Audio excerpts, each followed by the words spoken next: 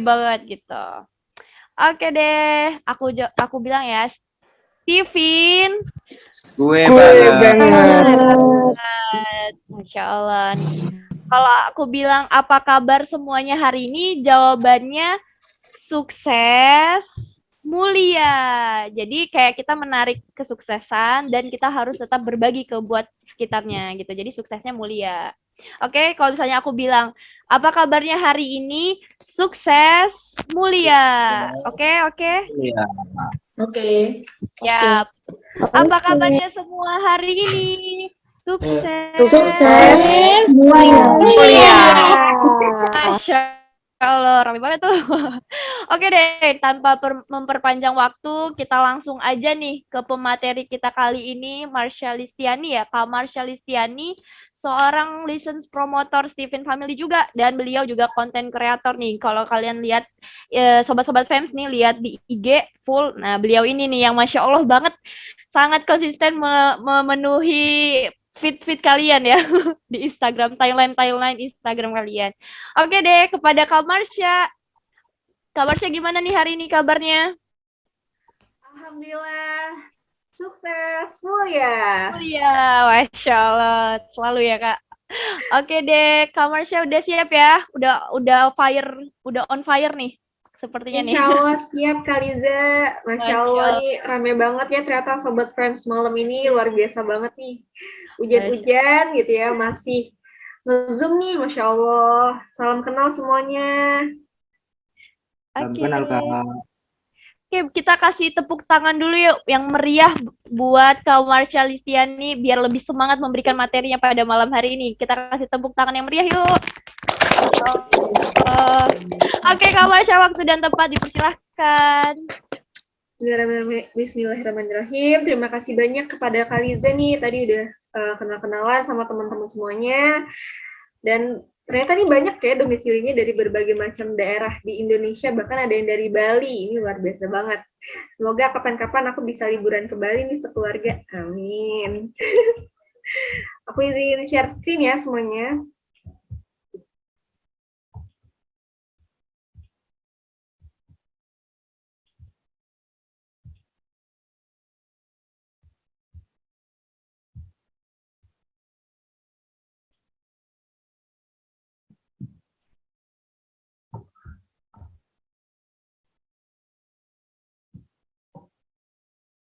Apakah slide-nya sudah terlihat? Udah, Kak, udah. Udah, Mbak. Udah. Oke, nah hari ini kita mau ngobrolin yang ringan-ringan aja, ngobrolin tentang Stevie nih, tentang mengenal bakat alami. Nah, apa sih sebenarnya mengenal bakat alami? Hari ini kita bakal ngobrol, diskusi. Jadi buat teman-teman yang mau sharing, nanti kalau misalnya ada yang tiba-tiba mau didiskusin, mau ditanyain, silakan banget langsung di-unmute aja, terus ngomong gitu. Jadi kita santai aja di sini, kayak ngobrol biasa aja teman-teman semuanya. Oke, nah ini sebelumnya perkenalkan dulu nih, tak kenal maka tak sayang. Ya, tak kenal maka kita kenalan. Perkenalkan, nama aku Marsha Listiani. Teman-teman bisa panggil Marsha atau biasanya ada juga manggil Maca gitu. Jadi panggil aja nggak apa-apa Marsha. Aku domisilinya di Tangerang Selatan. Jadi buat teman-teman yang mau tes TV di daerah Jabodetabek bisa banget sama aku. Nah, alhamdulillah udah pernah ikut workshop Steven level 1, udah lulus, lanjut ke workshop Steven level 2, alhamdulillah lanjut lagi jadi license promotor Steven. Kemudian setelah itu nggak cukup sampai di sana, pengen tahu lagi ilmunya tentang Steven karena aplikatif banget, akhirnya ikut juga workshop Steven tematik. Ada tematik health tentang kesehatan, ada tematik learning, sama tematik parenting. Jadi emang Steven ini sangat aplikatif, bahas apapun bidangnya tetap bisa dipakai dengan kacamata Steven. Jadi teman-teman nih mau bahas tentang karir bisa, bahas tentang jurusan bisa, kesehatan pun bisa. Karena di Steven apa aja ada, ibaratnya palu gada, apa lu mau gue ada. Nah ini insya Allah pengen lanjut lagi sampai ke TFT-nya Steven, pengen jadi trainer, minta doanya nih buat teman-teman semuanya. Semoga nanti aku, Kaliza juga, Kak Andika yang kemarin ngisi juga, kita semua pengen ikut di trainernya Steven. Jadi pengen jadi trainer Steven, lanjut naik level, bismillah. Buat teman-teman yang mau jadi promotor juga bisa banget. Nah, ini aku mau sharing pengalaman aku ketemu sama klien-klien yang luar biasa, beragam banget usianya dari anak-anak sampai bahkan aku pernah juga ngetesin nenek-nenek gitu. Jadi nggak ada batasan usia ya teman-teman buat tes Stephen, tes Big Jari mengenali karakter genetik karena semua usia pasti punya tahapan perkembangan dan tugasnya masing-masing dan punya kebutuhan yang berbeda gitu. Jadi kalau buat anak-anak biasanya gimana sih ini anak cara ngebilanginnya, cara ngedidiknya, mau ngarahin ke sekolah yang seperti apa, mau dilesin apa. Terus buat orang-orang yang misalnya SMA pengen tahu jurusan kuliahnya cocoknya di mana. Buat orang-orang yang udah kerja pengen juga tahu ini cocok nggak sih kerjaannya, kok ngerasanya kayak belum nyaman ya di tempat kerja, gimana caranya biar bisa lanjut sampai ke puncak karir itu tuh naik gitu, nggak cuma sekedar kerja buat cari uang aja gitu. Terus buat orang tua gimana cara mendidik anak, gimana cara membahagiakan pasangan. Terus buat orang tua nih yang udah lanjut usia biasanya buat apa? Buat cari tahu nih gimana ya cara ngebahagiain orang tua saya nih di sisa akhir usianya gitu. Jadi semuanya ada manfaatnya, semuanya bisa pakai konsep Stephen. Nah, ini hari ini kita bakal bahas apa aja? Prolognya bakal bahas bakat itu apa, bahayanya kalau kita nggak mengenali bakat, terus gimana cara mengenali bakat. Nah, aku di sini bakal pakai frame Stephen karena aku di sini belajar tentang Stephen. Makanya aku ingin mengenalkan ke teman-teman semuanya apa itu Stephen, manfaatnya seperti apa, keunggulannya apa, cara tesnya gimana, dan cocok untuk siapa aja sih. Nah, buat teman-teman nanti yang punya pertanyaan tentang Stephen juga boleh banget disampaikan biar teman-teman makin yakin sama konsep Stephen dan gak ragu-ragu lagi. Nah, pertama nih aku pengen tanya nih sebelumnya sama teman-teman yang ada di sini. Ada yang tahu nggak sih sebenarnya bakat itu apa ya? Apakah ada yang tahu nih? Apakah bakat itu kekuatan kita? Apakah bakat itu apa aja gitu? Bebas teman-teman mau bilang apa. Boleh di kolom chat jawabnya. Boleh juga di unmute aja langsung. Kira-kira bakat itu apa sih? Sebelumnya aku tanya dulu deh ke MC kita hari ini. Kaliza, menurut Kaliza bakat itu apa, Kak? Bakat itu adalah potensi yang udah ada gitu ya dari lahir, udah diberikan titipan lah ya, anugerah dari Allah Subhanahu wa taala gitu, Kak. Menurut aku ya. Oke deh. Makasih loh Kaliza jawabannya. Sama. Kaliza boleh tunjuk satu orang dong, Kak. Kira-kira siapa yang pengen Kakak tunjuk buat sharing? Kira-kira bakat itu apa? Kak Divya nih, kayaknya udah on udah siap banget. Boleh, boleh. Gimana, Kak? Masih di offin Kak itu suaranya. Tes. Ya, bakat itu kurang lebih sama kayak Kaliza, potensi yang sudah dimiliki dari dulu, Kak. Dan itu juga bisa dibangun sih, Kak, bakat itu. Oke, ada tambahan nih, tambahan insight dari Kak Divya kalau bakat itu bisa ditumbuhkan juga. Iya, Dan tadi betul. kalau kata Kaliza, bakat itu udah ada dalam diri kita. Nah, berarti setiap orang, kalau misalnya bakat itu ada dalam diri seseorang, setiap orang punya dong, gitu. Iya nggak sih? Nah, tapi Betul, kadang Kak. ada juga yang masih bingung nih, udah gede gitu kan. Kok aku kayaknya nggak punya bakat apa-apa ya, teman-teman yang lain pada hebat banget, kok aku nggak punya. Nah, ini berarti ada yang salah nih. Oke, kita lanjut dulu. Makasih banyak Kak Divya sama Kaliza udah sharing. Ya, sama-sama, Kak. Nah, ini kita pakai pengertian nih di KBBI aja ya, biar kita sepakat nih. Kalau dari KBBI, bakat itu artinya adalah dasar atau kepandaian, sifat, dan pembawaan yang dibawa sejak lahir. Jadi benar banget kata Kaliza sama Kak Divya, kalau bakat itu sudah ada dalam diri kita setiap orang nih. Nah, terus ditambahin lagi sama para ahli, bahwa bakat itu merupakan kemampuan bawaan sebagai potensi yang masih perlu dikembangkan dan dilatih untuk memperoleh suatu keterampilan. Benar banget kata Kak Divya, kalau bakat ini bisa ditumbuhkan. Di istilahnya gini, ketika kita punya bibit gitu ya, nah kita tahu nih bibitnya apa, nah kita harus tumbuh kembangkan ini sesuai dengan bibitnya tersebut. Kalau bibitnya bibit jagung ya udah, berarti kasihnya vitamin apa, pupuk apa. Kalau misalnya bibitnya bibit kaktus kan beda lagi gitu. Jadi kita harus tahu dulu nih bakatnya, bibitnya tuh bibit apa sih gitu. Karena setiap orang udah punya bibit masing-masing, tapi kadang ada juga yang nggak tahu, aku nih ternyata punya bibit ya gitu, nggak sadar. Nah, ini yang harus dicari tahu. Dan kita semua berarti sepakat nih, kalau semua orang pasti punya bakat, karena itu udah bawaan lahir. Tinggal dicarinya aja seperti apa. Nah, ini ada pertanyaan lagi. Kenapa sih kita perlu mengenali bakat? Boleh dong dari teman-teman di sini sharing juga. Dari siapa ini ya? Aku coba lihat-lihat nih. Ada Kak Dini. Yang dari Bekasi. Hadir. Kenapa sih kita perlu mengenali bakat kita ya, Kak? Kalau yang dari aku pribadi nih. Karena supaya kita tuh tahu gitu arahnya itu mau kemana. Kan kita udah punya bakatnya nih, kita udah punya bekalnya, kita udah punya persiapannya. Jadi kita udah tahu nih ke depannya tuh mau kemana, terus apa yang harus dikembangin. Jadi kita udah punya fokus utamanya. Kayak gitu sih, Kak, kalau dari aku. Terima kasih. Oke, makasih banget Kak Dini. Ih, keren banget peserta malam ini ya, luar biasa. Udah jawabannya pada keren-keren banget.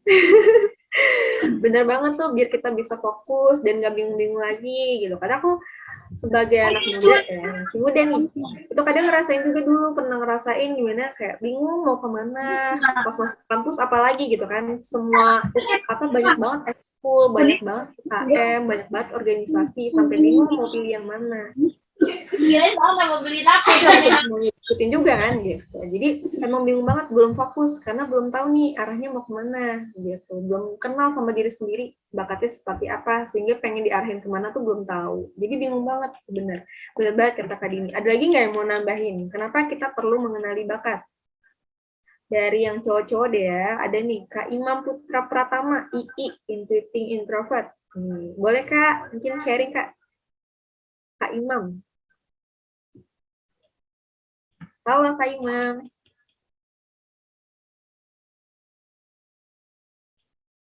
Oke deh, kita lanjut dulu kali ya. Kak Imam belum merespon, kita lanjut dulu nih. Ada Kak Kafalahut Daroini.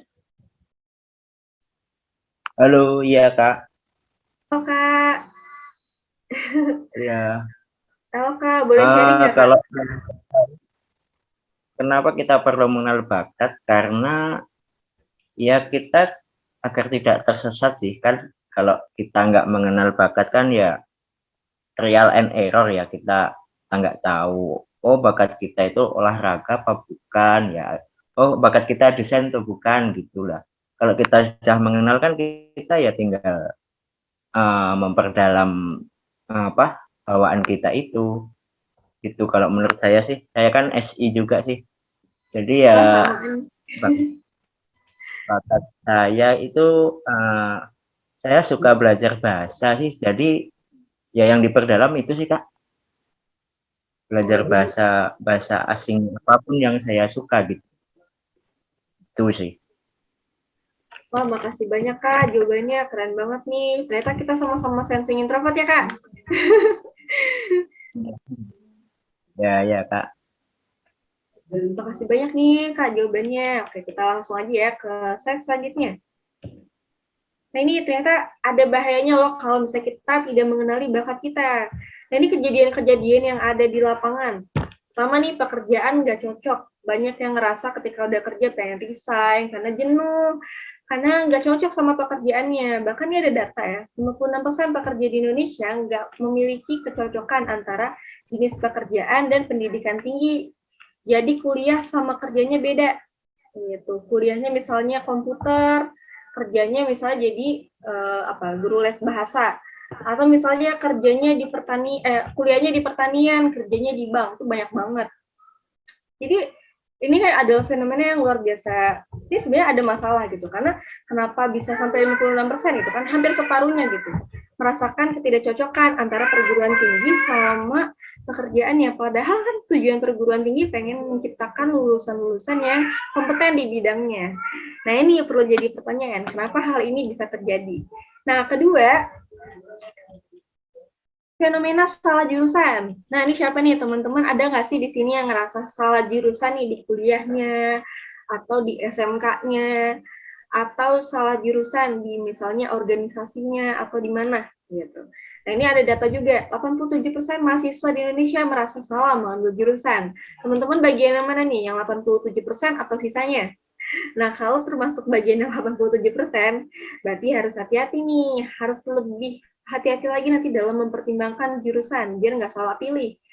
Karena ini besar banget loh, 87% mahasiswa itu hampir, istilahnya kalau dari 10 orang mahasiswa, ini ada 8 orang yang ngerasa salah jurusan. Cuma 2 orang doang yang ngerasa ini jurusannya gue banget. Gitu. Oke, lanjut. Nah, ini tadi bahayanya ada salah pekerjaan, salah jurusan. Sebenarnya emang kalau salah jurusan, salah pekerjaan, kenapa sih? Ya bebas-bebas aja sih teman-teman, karena jalan hidup orang kan ya terserah mereka. Tapi kita mengalami resiko yang kita dapatkan ketika kita tadi dapat konsekuensi, misalnya salah jurusan, salah pekerjaan. Resikonya banyak banget. Pertama, stupid cost. Misalnya gini, yang tadinya kita bisa biaya kuliah itu kan mahal banget ya teman-teman gitu. Apalagi buat perguruan tinggi negeri, perguruan tinggi swasta itu lumayan banget biayanya. Jadi kalau misalnya kita tiba-tiba ngerasa jadi 87% mahasiswa yang ngerasa salah jurusan, wah itu uang kuliah sayang banget dong gitu kan. 87% lah, hampir 8 orang dari 10 orang yang ngerasa salah jurusan, ini duitnya nggak main-main gitu kan, stupid cost. Jadi jatuhnya ini duit sebenarnya bisa dipakai dialokasiin ke tempat yang lain kalau misalnya benar-benar kita nggak salah pilih gitu. Nah, yang kedua, opportunity cost. Banyak banget kesempatan-kesempatan yang kita lewatkan kalau misalnya kita salah pilih. Termasuk apa? Misalnya waktu. Kalau duit mungkin oke lah Kak, aku punya duit banyak, bapak aku orang kaya, aku anak sultan gitu. Boleh aja kan kuliah jurusan ini, terus nanti nyobain lagi kuliah jurusan ini, kayak bebas. Nah, tapi kalau misalnya waktu kan nggak ada yang bisa beli gitu. Nggak ada, semua orang punya waktu 24 jam, dan kita nggak tahu sisa hidup kita tuh berapa tahun lagi, berapa detik lagi, berapa menit lagi gitu. Jadi ini sih yang sebenarnya sayang banget karena waktunya kebuang sia-sia. Misalnya gini, aku pernah dengar kenapa sih misalnya Indonesia nggak pernah menang di juara Olimpiade misalnya apa ya, sepak bola. Karena emang di Indonesia nggak ada gitu ya. Dari kecil tuh dilatih bener-bener jadi pesepak bola yang handal gitu kan. Semuanya sekolah formal, semuanya diarahin ke hal yang sama gitu. Nggak ada yang bener-bener fokus ke bola gitu. Karena mungkin kalau misalnya dari kecil difokusin ke bola, itu orang bakal ahli banget. Karena dia bertahun-tahun melatih kemampuannya, melatih bakatnya, melatih kemampuan di bidangnya gitu. Jadi udah dijurusin dari awal. Nah, kalau kita sekarang nih mungkin udah kenalnya usianya udah menginjak 20 tahun, baru menginjak dunia, misalnya nih aku baru usia 20 tahun, baru yakin pengen jadi trainer. Berarti kan harus mulai lagi dari usia 20 tahun sampai sekarang udah 3 tahun gitu kan. Jadi masa latihannya lebih sedikit daripada misalnya kalau dari dulu udah tahu passionnya mau kemana gitu kan. Jadi bakal lebih ahlinya lebih kuat, suksesnya bakal lebih cepat.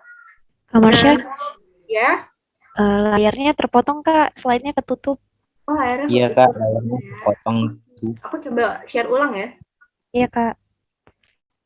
Ini gimana?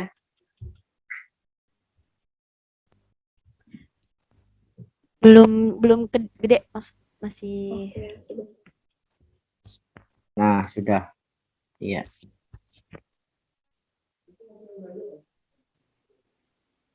Aku share ulang dulu ya teman-teman. Makasih Kak udah diingetin.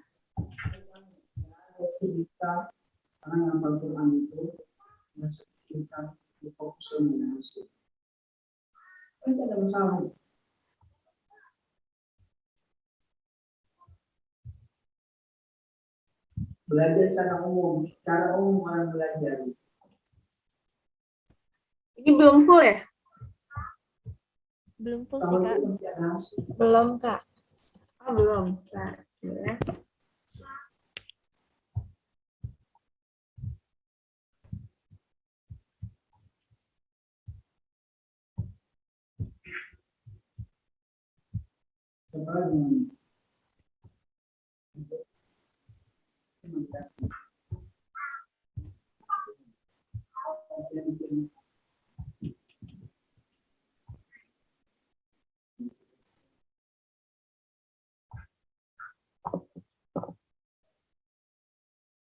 Oke, ini udah muncul? Udah. Makasih semuanya. Kita lanjut lagi ya. Nah, tadi opportunity cost, stupid cost, nah yang terakhir nih ada healthy cost, kesehatan. Jadi kan semakin kita tua, semakin kita nggak stupid, kita masih muda gitu. Jadi kayak misalnya ini kisah suksesnya foundernya KFC tuh. Dia itu baru menemukan formulanya, baru sukses dan happy di usia 62 tahun. Gitu. Nah, bayangin teman-teman kalau misalnya dia udah nemuin di usia misalnya 30 tahun. Itu pasti produktivitasnya makin tinggi. Karena kalau udah usia 62 tahun misalnya, itu pasti secara fisik itu pasti kalah jauh gitu dari orang-orang yang masih muda. Jadi kalau misalnya kita terlalu lama tersesat, benar bahasanya Kak Falahuddin tadi ya, tersesat gitu ya, nggak tahu harus kemana. Nah itu sayang di kesehatan kita gitu. Karena kalau misalnya kita masih bisa memaksimalkan masa muda, kenapa enggak gitu kan? Bakal banyak yang bisa kita lakuin. Nah terus ini pertanyaannya, tadi kita udah bahas tentang kenapa kita perlu mencari tahu bakat, apa pentingnya, apa bahayanya, dan apa aja risiko yang kita hadapin kalau misalnya kita tidak mengenali bakat diri kita. Nah, sekarang kita bahas nih, gimana sih caranya kita mengenali bakat alami atau potensi diri?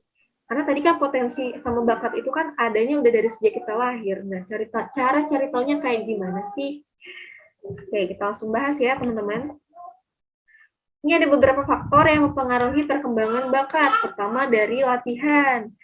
Orang yang tadinya nggak bisa matematika, tapi kalau dilesin matematika, belajar setiap hari belajar matematika, latihan soal gitu ya, pasti lama-lama bisa jago matematika, walaupun mungkin susah gitu ya, walaupun mungkin awalnya nggak ada bakat di sana, tapi kalau dilatih terus-terusan, insya Allah bakal jago juga, bisa juga menang di Olimpiade. Tapi kalau misalnya basis sistem latihan aja sesuatu yang tadinya emang bukan misalnya nih tadinya nggak jago matematika gitu kan, nggak suka matematika, ketika dipaksa harus bisa matematika, maka ada effort lebih gitu, karena dia awalnya sulit gitu kan, sulit mempelajari karena tidak ada bakat gitu kan. Kadang kita pernah nggak sih punya teman kelas yang kayak pinter tuh bakat gitu, nggak belajar tuh tetap ranking 1 atau tetap nilainya bagus, nggak ada remedial gitu. Aku ada tuh teman kelas yang orang pinternya tuh bakat atau gimana ya gitu, padahal mainnya sama gitu kan, sama-sama santai gitu, tapi ini orang beda gitu, istilahnya pinternya tuh kayak ada bakat gitu, apalagi kalau udah hitung-hitungan keren banget.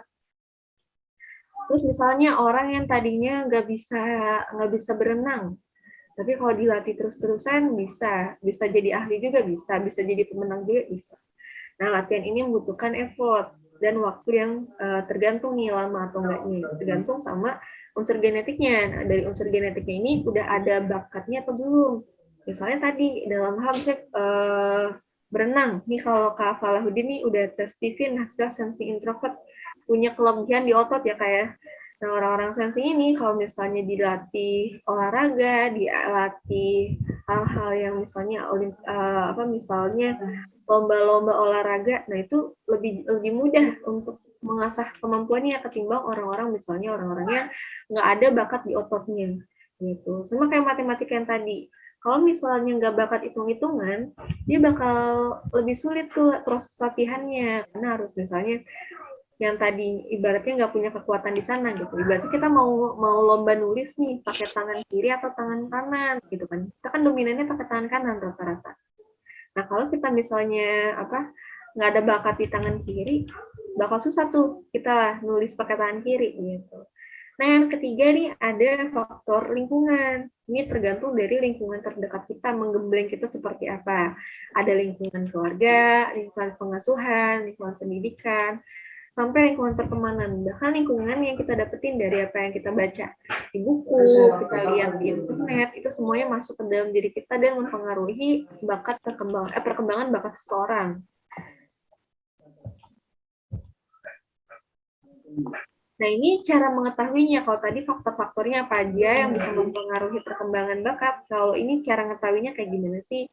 Ibaratnya tadi tuh cara menumbuhkan bibitnya kayak gimana. Kalau ini cara nemuin bibit apanya tuh ini. Pertama ada namanya tes psikometrik. Biasanya nih pakai kuesioner nih. Kita disuruh jawab pertanyaan. Biasanya banyak banget tuh, puluhan, bahkan ada juga ratusan gitu. Jadi kita suruh menjawab pertanyaan yang sesuai dengan kondisi kita saat itu. Atau melalui observasi, misalnya yang tes anak-anak itu diobservasi, misalnya perilakunya seperti apa. Nah, kedua, itu kalau misalnya pakai tes psikometrik, hasilnya bakal berubah-ubah karena sesuai dengan kondisi fisik sampai kondisi psikis seseorang. Misalnya gini, teman-teman kalau ngisi kuesioner dengan kondisi sakit sama sehat pasti bisa beda tuh. Kalau kondisinya lagi happy sama sedih pasti bisa beda tuh jawabannya. Atau misalnya lagi sadar nih habis belajar, habis dapat ilmu baru, jadi lebih bijaksana misalnya, jawabannya bisa beda-beda. Atau misalnya bisa juga jawabannya dimanipulatif gitu kan, kayaknya gue nggak kayak gini banget deh. Atau enggak, ini kayaknya dilebih-lebihin dikit deh jawabannya gitu, biar bagusan dikit hasilnya gitu. Misalnya mau lamaran pekerjaan gitu kan, jawabannya bagus-bagusin. Nah ini bisa diubah-ubah gitu, karena jawabannya tergantung sama kondisi kita saat itu, lagi baik, lagi enggak ya lagi enggak gitu. Nah, sulit dilakukan untuk anak kecil maupun orang-orang yang sudah lansia karena harus menjawab puluhan pertanyaan, bahkan ratusan. Ini ribet banget gitu. Kalau kita mau tahu bakatnya anak TK gimana, masa dia harus ngisi kuesioner gitu kan, ditanya-tanya aja belum tentu ngerti gitu, apalagi yang lansia gitu ya, udah mah susah gitu kan. Kalau kita mau kenalin nenek kita gimana, kakek kita gimana, apa ya harus disuruh isi soal gitu kan, udah pusing duluan. Nah jadi ini sebenarnya banyak banget celah-celahnya gitu, dimana tes psikometrik ini kurang representatif, kurang merepresentasikan diri kita yang benar-benar real gitu, benar-benar defaultnya seperti apa. Kebanyakan udah terpengaruh sama kondisi lingkungan. Nah, cara kedua ini melalui tes biometrik, namanya biometrik. Maka kita perlu mengambil sampel dari aspek biologis kita, seperti apa, sidik jari, retina mata, atau DNA. Nah, kalau sidik jari udah banyak banget tes-tes yang pakai sidik jari, termasuk salah Stephen. Nah, kedua, pakai retina mata. Jadi ini kalau misalnya teman-teman suka nonton film fiksi gitu ya, kalau masuk ruangan tuh di-scan matanya gitu, ini beneran ada nih bisa pakai sampel retina mata atau pakai DNA. Cuma kalau pakai DNA, teman-teman harus kayak ya pakai anggota tubuh, misalnya rambut, atau misalnya keringat, atau misalnya kotoran manusia gitu. Jadi ini penelitiannya bakal lebih lama karena harus proses lab gitu. Nah, yang paling gampang ini pakai sidik jari. Lebih simpel tapi hasil sama-sama akurat. Nah, terus keunggulannya biometrik ini hasilnya tetap, jadi nggak berubah-ubah. Walaupun kita lagi sakit, kita lagi tidur, kita lagi kesel, kita lagi pokoknya lagi ngedown, hasilnya bakal tetap sama, nggak akan berubah.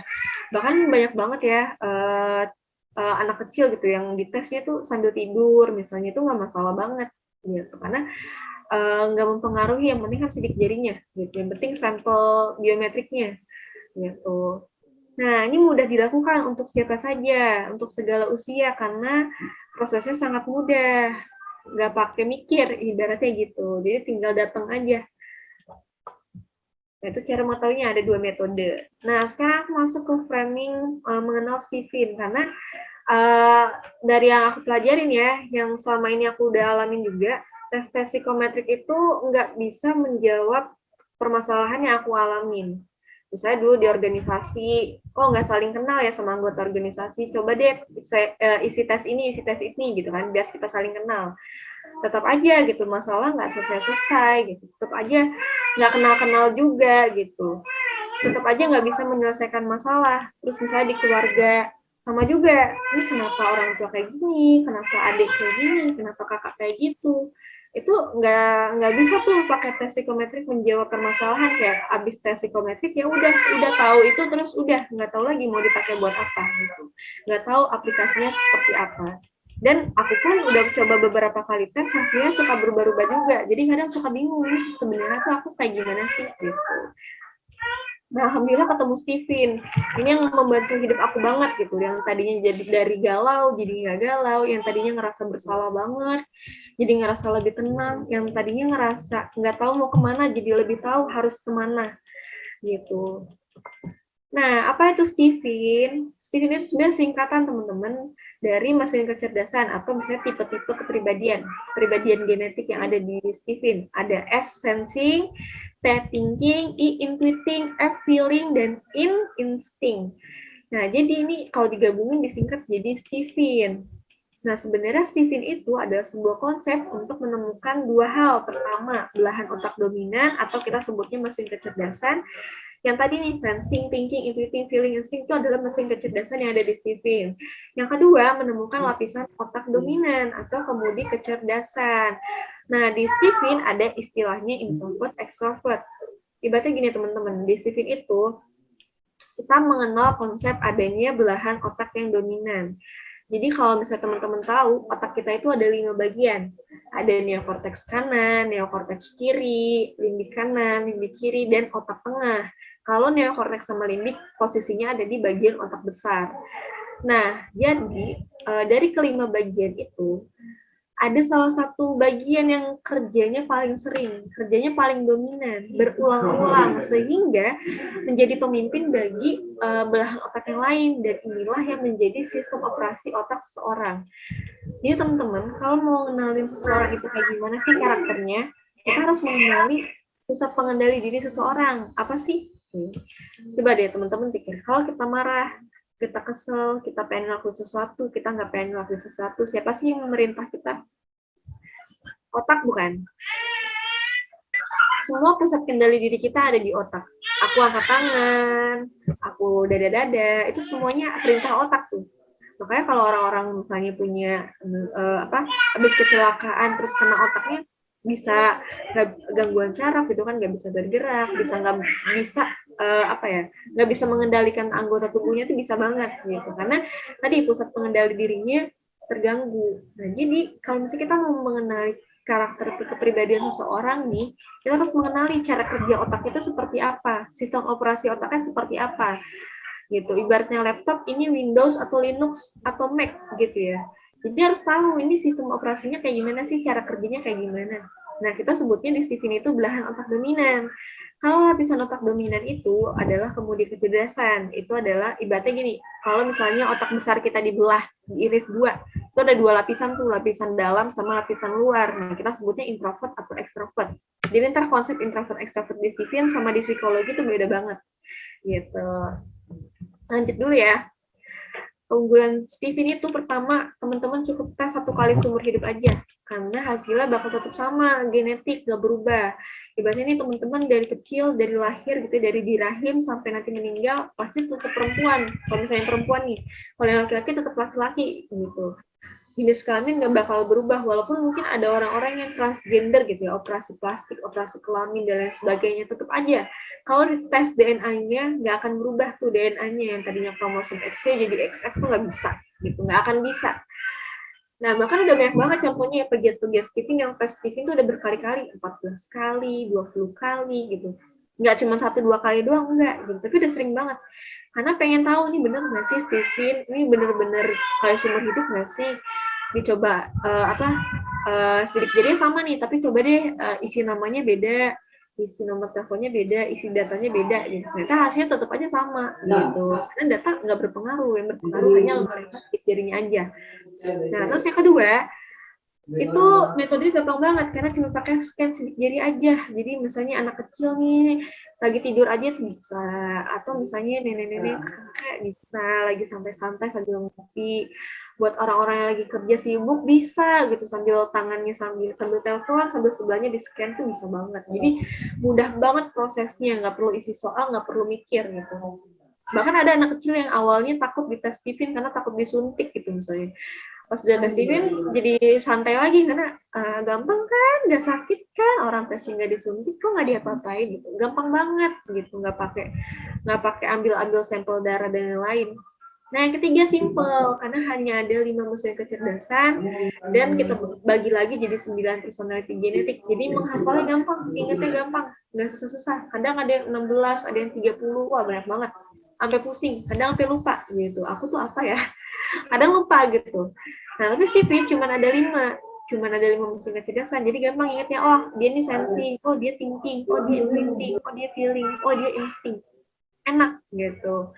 Menghafalnya juga gampang. Nah, yang keempat, akurat. Jadi teman-teman gak usah khawatir gitu. Emang tes sidik jari ini bener ya, bukan pseudoscience ya? Tenang, bukan. Insya Allah kita akurat gitu. Bahkan dari setiap klien yang aku temuin, belum pernah ada yang benar-benar itu lebih dari 80% tuh bukan dirinya lah gitu. Rata-rata pada merasa ini gue banget.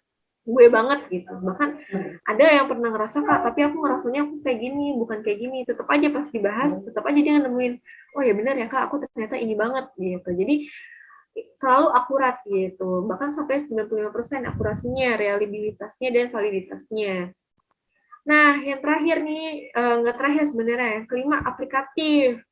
Ini sih yang aku suka banget dari Stephen, karena aplikatif banget. Karena kan aku orang sensing ya, orang sensing itu senangnya konkret-konkret aja, yang real aja, yang bisa dipraktekin gitu. Makanya aku lebih suka belajar sesuatu yang sifatnya kayak workshop, ketimbang harus misalnya ngambil sekolah atau kuliah gitu. Karena ilmunya lebih bisa dipraktekin langsung, kalau misalnya ikut workshop. Nah, Stephen ini aplikatif banget dari masalah organisasi aku. Dulu tuh karena aku kan masih kuliah gitu, jadi masih ngerasain banget organisasi, kepanitiaan, dan lain-lain. Terus akademik, terus setelah itu keluarga, pekerjaan, semuanya tuh bener-bener bisa dipakai dengan konsep Stephen. Nah, ini yang membantu aku banget. Dulu pernah punya masalah sama teman organisasi, satu partner juga. Nggak kejawab-jawab tuh kenapa nih ya masalahnya, kok kita kayak nggak kenal-kenal, nggak saling paham gitu kan. Padahal udah coba tes kuesioner ini, tes kuesioner itu, udah coba sampai coba presentasi nih, kenalan lah gitu. Kamu sukanya diapain, sukanya nggak sukanya diapain. Gitu. Tetap aja keulang lagi kejadian sampai akhir kepengurusan. Capek banget gitu kan. Nah, ternyata pas udah sama-sama di tes Stephen, ketemu sumber permasalahannya apa, dan akhirnya udah damai gitu, maaf-maafan di sana, dan udah benar-benar menerima masa lalu banget gitu. Nggak ada lagi namanya dendam-dendam pribadi sampai dibawa sampai sekarang gitu, nggak ada. Terus di keluarga juga, saya dulu heran gitu ya, kenapa sih orang tua sering kayak begini gitu, kenapa sih misalnya mama sering banget sih nanya-nanyain berkali-kali, padahal kan aku udah pernah ngasih tahu gitu. Terus saya, kenapa adik kayak gini banget ya gitu, susah banget dibilangin. Ternyata semuanya bisa terjawab dengan ketika udah dikasihin semuanya, dan aku udah belajar tentang konsep Stephen. Jadi wah, ini mengubah hidup aku banget sih, beda banget deh aku yang sekarang misalnya sama aku yang misalnya 2 tahun lalu yang belum belajar tentang Stephen. Itu beda banget, benar-benar yang susah banget, nggak tahu jalan keluarnya kayak gimana. Bahkan aku sebenarnya kuliah, tujuan kuliah itu sebenarnya untuk memperbaiki kondisi misalnya di keluarga aku, tapi tetap aja gitu, ketika udah kuliah 4 tahun belum bisa tuh membenahi keluarga, tapi ikut workshop Stephen 4 hari lumayan tuh ketemu istilahnya solusinya lah, jalan keluarnya seperti apa gitu. Jadi apalagi banyak banget ya cerita-cerita dari klien yang udah ngerasain langsung manfaat dari Stephen. Ketika udah tes Stephen jadi tahu nih harus masuk jurusan mana Kak gitu. Aku waktu tenang tesnya pakai SMA, bingung dia harus kemana gitu, dan ketika tes Stephen jadi makin yakin harus ngambil jurusan apa, kuliah di mana. Terus misalnya untuk pasangan yang tadinya mau nikah nih, udah ta'aruf gitu ya, tapi masih belum kenal, pengen lebih kenal lagi, tes Stephen, akhirnya makin yakin, makin tahu gimana cara menghadapinya seperti apa. Karena kan mau nikah itu kan seumur hidup gitu kan, bakal partneran terus sama orang itu. Jadi harus pintar-pintar mengenali bahasa cintanya, mengenali kebiasaannya, mengenali apa yang dia suka dan nggak sukai. Gitu. Terus buat orang tua, gimana cara belajar anak, buat pasangan, gimana cara membahagiakan pasangan. Dan untuk tadi orang tua yang udah lanjut usia, gimana cara membahagiakan orang tua kita yang udah lanjut usianya di sisa umurnya biar lebih happy, biar lebih merasa dicintai oleh anak-anaknya. Jadi aplikatif banget. Alhamdulillah banyak sudah terbukti di lapangan. Ini aku kasih gambaran dasar nih tentang karakter yang ada di Stephen, bakat-bakatnya ada apa aja sih, kelebihan-kelebihannya ada apa aja, gitu, dan bisa diarahin kemana aja. Nah, di sini aku bahas dari sensing dulu. Kalau dari sensing, ini cara belajarnya, pertama nih cara belajarnya menghafal. Karena kenapa? Karena orang sensing itu punya memori yang kuat, ingatannya kuat. Jadi orang ini biasanya kalau misalnya kita janji itu masih ingat tuh, bakal ditagih terus. Nah, cara belajarnya menghafal karena ingatannya kuat, bisa merekam banyak hal, banyak informasi. Apalagi kalau informasinya itu ditandain, misalnya di stabiloin atau dicoret-coret gitu ya, ditandain, kasih tanda. Itu lebih melekat lagi di ingatannya. Nah, kalau thinking, cara belajar apa? Menghitung, karena orangnya suka menganalisa, apa-apa diperhitungkan. Kemudian intuiting, sukanya mencari pola. Misalnya kalau ngerjain soal, itu biasanya ya, cenderung nggak ngerjain 1, 2, 3, 4, 5 tuh, nggak ngerjain urutan, tapi dibaca dulu semua keseluruhan soalnya, kemudian dicari polanya mana yang gampang, mana yang susah, biar dia bisa ngerjain yang gampang dulu baru yang susah. Kalau aku sensing tipikalnya urut 1, 2, 3, 4, 5 tuh urut. Kalau ntar susah nih baru dibunderin, baru lanjut yang lain gitu. Tapi kalau feeling suka mencari, kalau intuiting sukanya mencari pola gitu. Terus feeling sukanya diskusi dan mendengarkan. Jadi dia lebih jago kalau dia diskusi, ngobrol, cerita gitu. Ceritain dong tadi belajar apa aja. Diskusi dong tadi kalau materi ini kayak gimana ya maksudnya gitu. Atau enggak, ceritain dong tadi kamu belajar apa aja di sekolah gitu. Atau semalam belajar apa aja gue pengen diceritain dong gitu. Itu lebih melekat buat orang feeling. Timbang kalau misalnya dia harus baca. Nah, kalau insting merangkum, karena dia bisa melihat secara holistik, jadi cukup melihat rangkuman aja, selalu bikin rangkuman, belajar dari rangkuman. Biasanya pun kalau baca buku, dari rangkumannya dulu, baru baca bukunya, gitu. Ini cara belajar, gitu, kekuatannya ada di mana, jadi tahu cara belajar kayak gimana.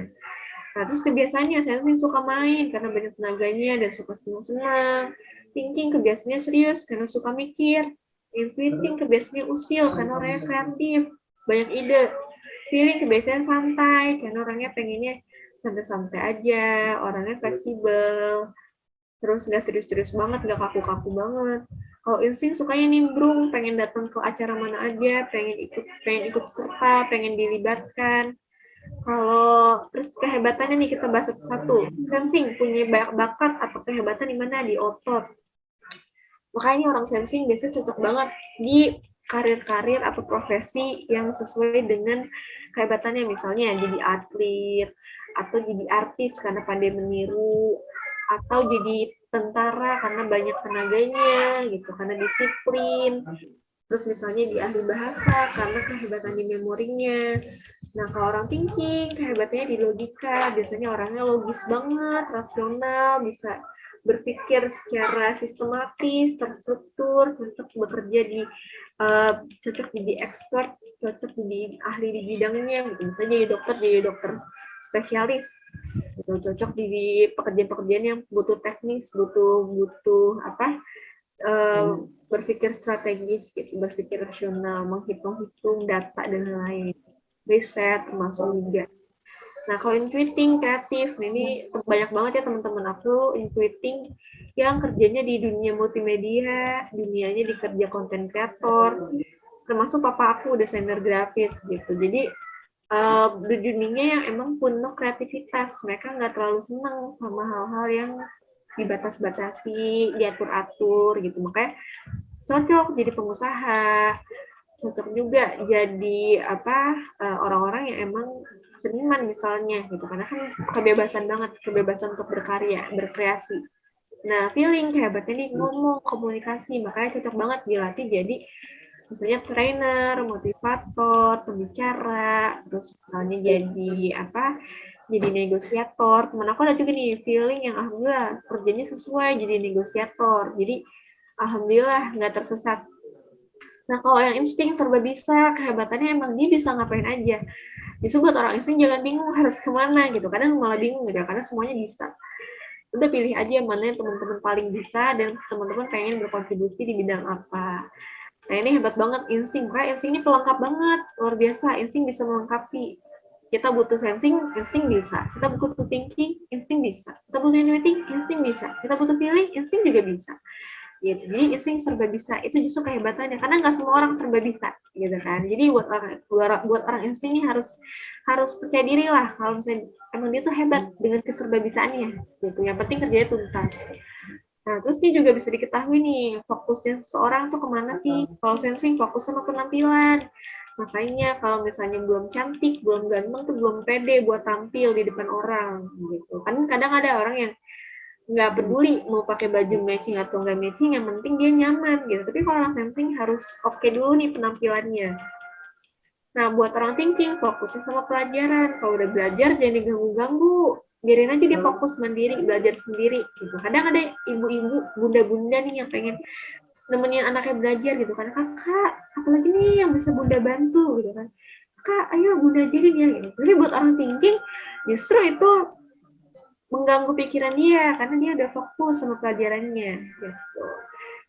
fokusnya belajar, fokusnya mikir. Nah, kalau orang intuiting fokusnya sama imajinasi. Makanya kadang kalau misalnya lagi baca buku atau belajar di kelas, sebenarnya penjelasan guru atau isi buku tuh cuma pencetus aja. Sisanya dia berkelana di dunia imajinasi dia sendiri.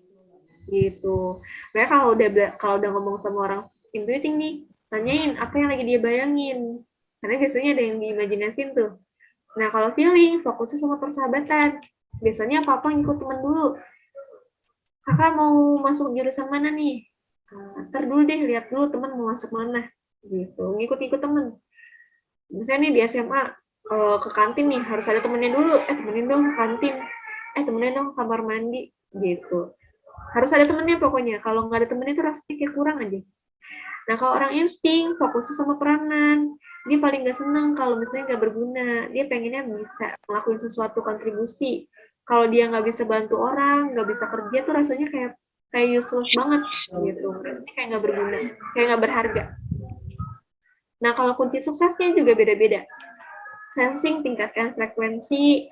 Yang tadinya misalnya sehari larinya 1 kilometer, ntar naik jadi 2 kilometer, tapi 2 kilometer, 10 kilometer, naik terus. Kalau thinking, susun prioritas, karena biasanya orang thinking ini pengen mengerjakan semuanya sendiri, gitu. Dan banyak banget hal yang dipikirin, sehingga semuanya kepikiran, semuanya pengen diselesain, gitu. Belajar untuk menyusun prioritas, apa yang bisa dikerjakan sendiri, mana yang bisa didelegasikan ke orang lain. Kalau intuiting, kunci suksesnya perbaiki kualitas. Karena orang intuiting ini sangat menjaga value gitu. Dia lebih suka kualitasnya tinggi ketimbang yang penting banyak gitu. Kalau intuiting lebih ke kualitasnya bagus atau enggak. Nah, semakin berkualitas, semakin bernilai juga nih orang intuitingnya. Kalau feeling, kunci suksesnya pimpin diri. Karena tadi kalau feeling ini tipikal yang perasaannya tuh sensitif banget, peka banget gitu. Makanya kuncinya adalah kalau dia bisa memimpin dirinya, dia akan bisa memimpin orang lain. Nah, kalau insting, kunci suksesnya adalah menolong teman. Semakin banyak yang dia tolong, semakin mudah juga jalan ke depannya bagi dia. Ibaratnya, kalau semakin banyak yang menolong, maka jalan untuk dia maju ke depan tuh semakin terbuka gitu. Isinya langsung ditolong langsung lah sama Allah gitu. Jadi semakin banyak menolong orang, semakin banyak juga dipermudah urusannya. Nah, ini chemistry, ini juga yang aku sadari ya. Dan apa ya? Ini jadi selalu jadi reminder aku bahwa kacamata setiap orang tuh beda-beda. Jadi kita nggak bisa ngelihat orang itu pakai kacamata kita karena bisa jadi chemistry-nya beda. Misalnya gini, aku ada temen gitu ya, udah kerja di tempat yang itu perusahaannya gede. Gitu. Ibaratnya untuk fresh graduate itu hebat banget deh bisa masuk ke situ. Gajinya pun lumayan gitu. UMR buat fresh graduate tetap lebih di atas UMR kan luar biasa. Terkenal banget ya pokoknya. Tapi tiba-tiba dia ngerasa pengen resign gitu.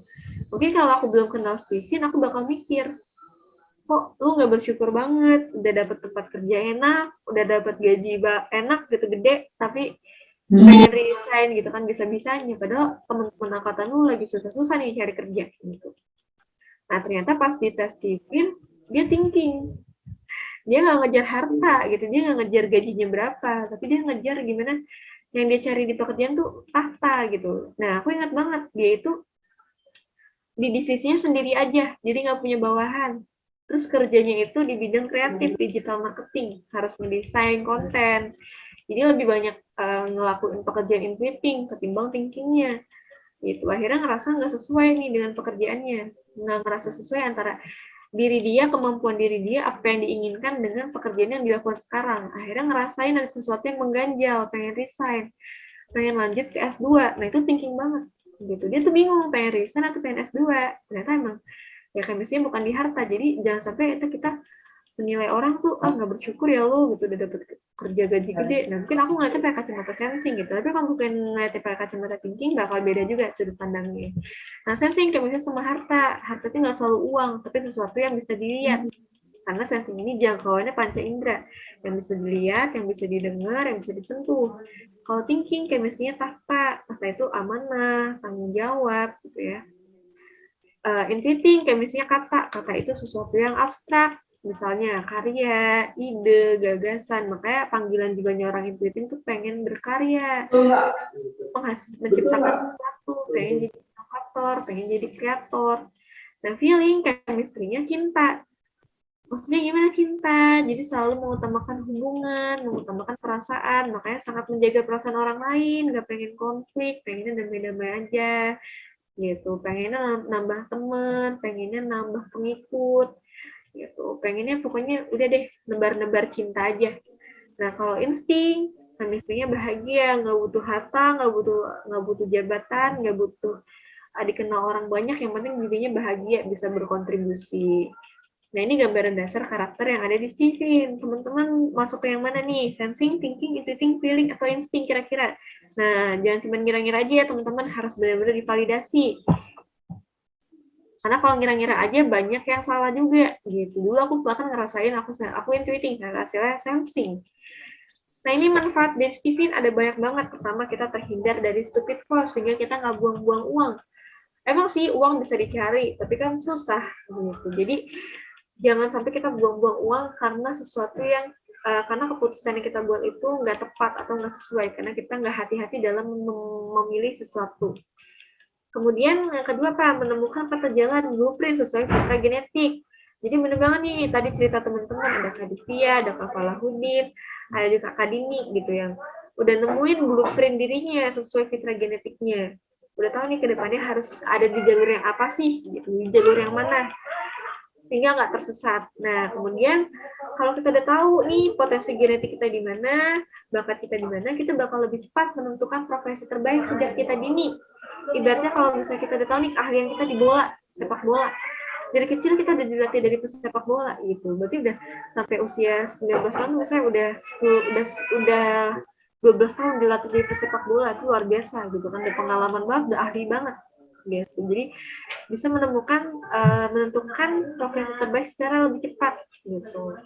Kemudian mengetahui metode dan cara belajar yang tepat dan efektif, biar nggak ada lagi cerita misalnya udah aduh besok ujian nih belum belajar, harus gimana belajarnya biar masuk gitu. Akhirnya SKS tapi tetap aja nggak masuk juga.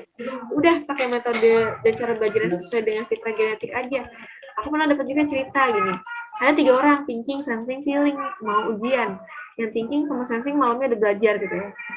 Cetak materi, baca buku semalaman gitu. Tapi yang feeling nih cuma tidur aja. Nah, paginya sebelum ujian si feeling ini nanya gitu ya ke temen yang 2 ini yang belajar semalam. Ceritain dong gitu, semalam belajar apa aja gitu.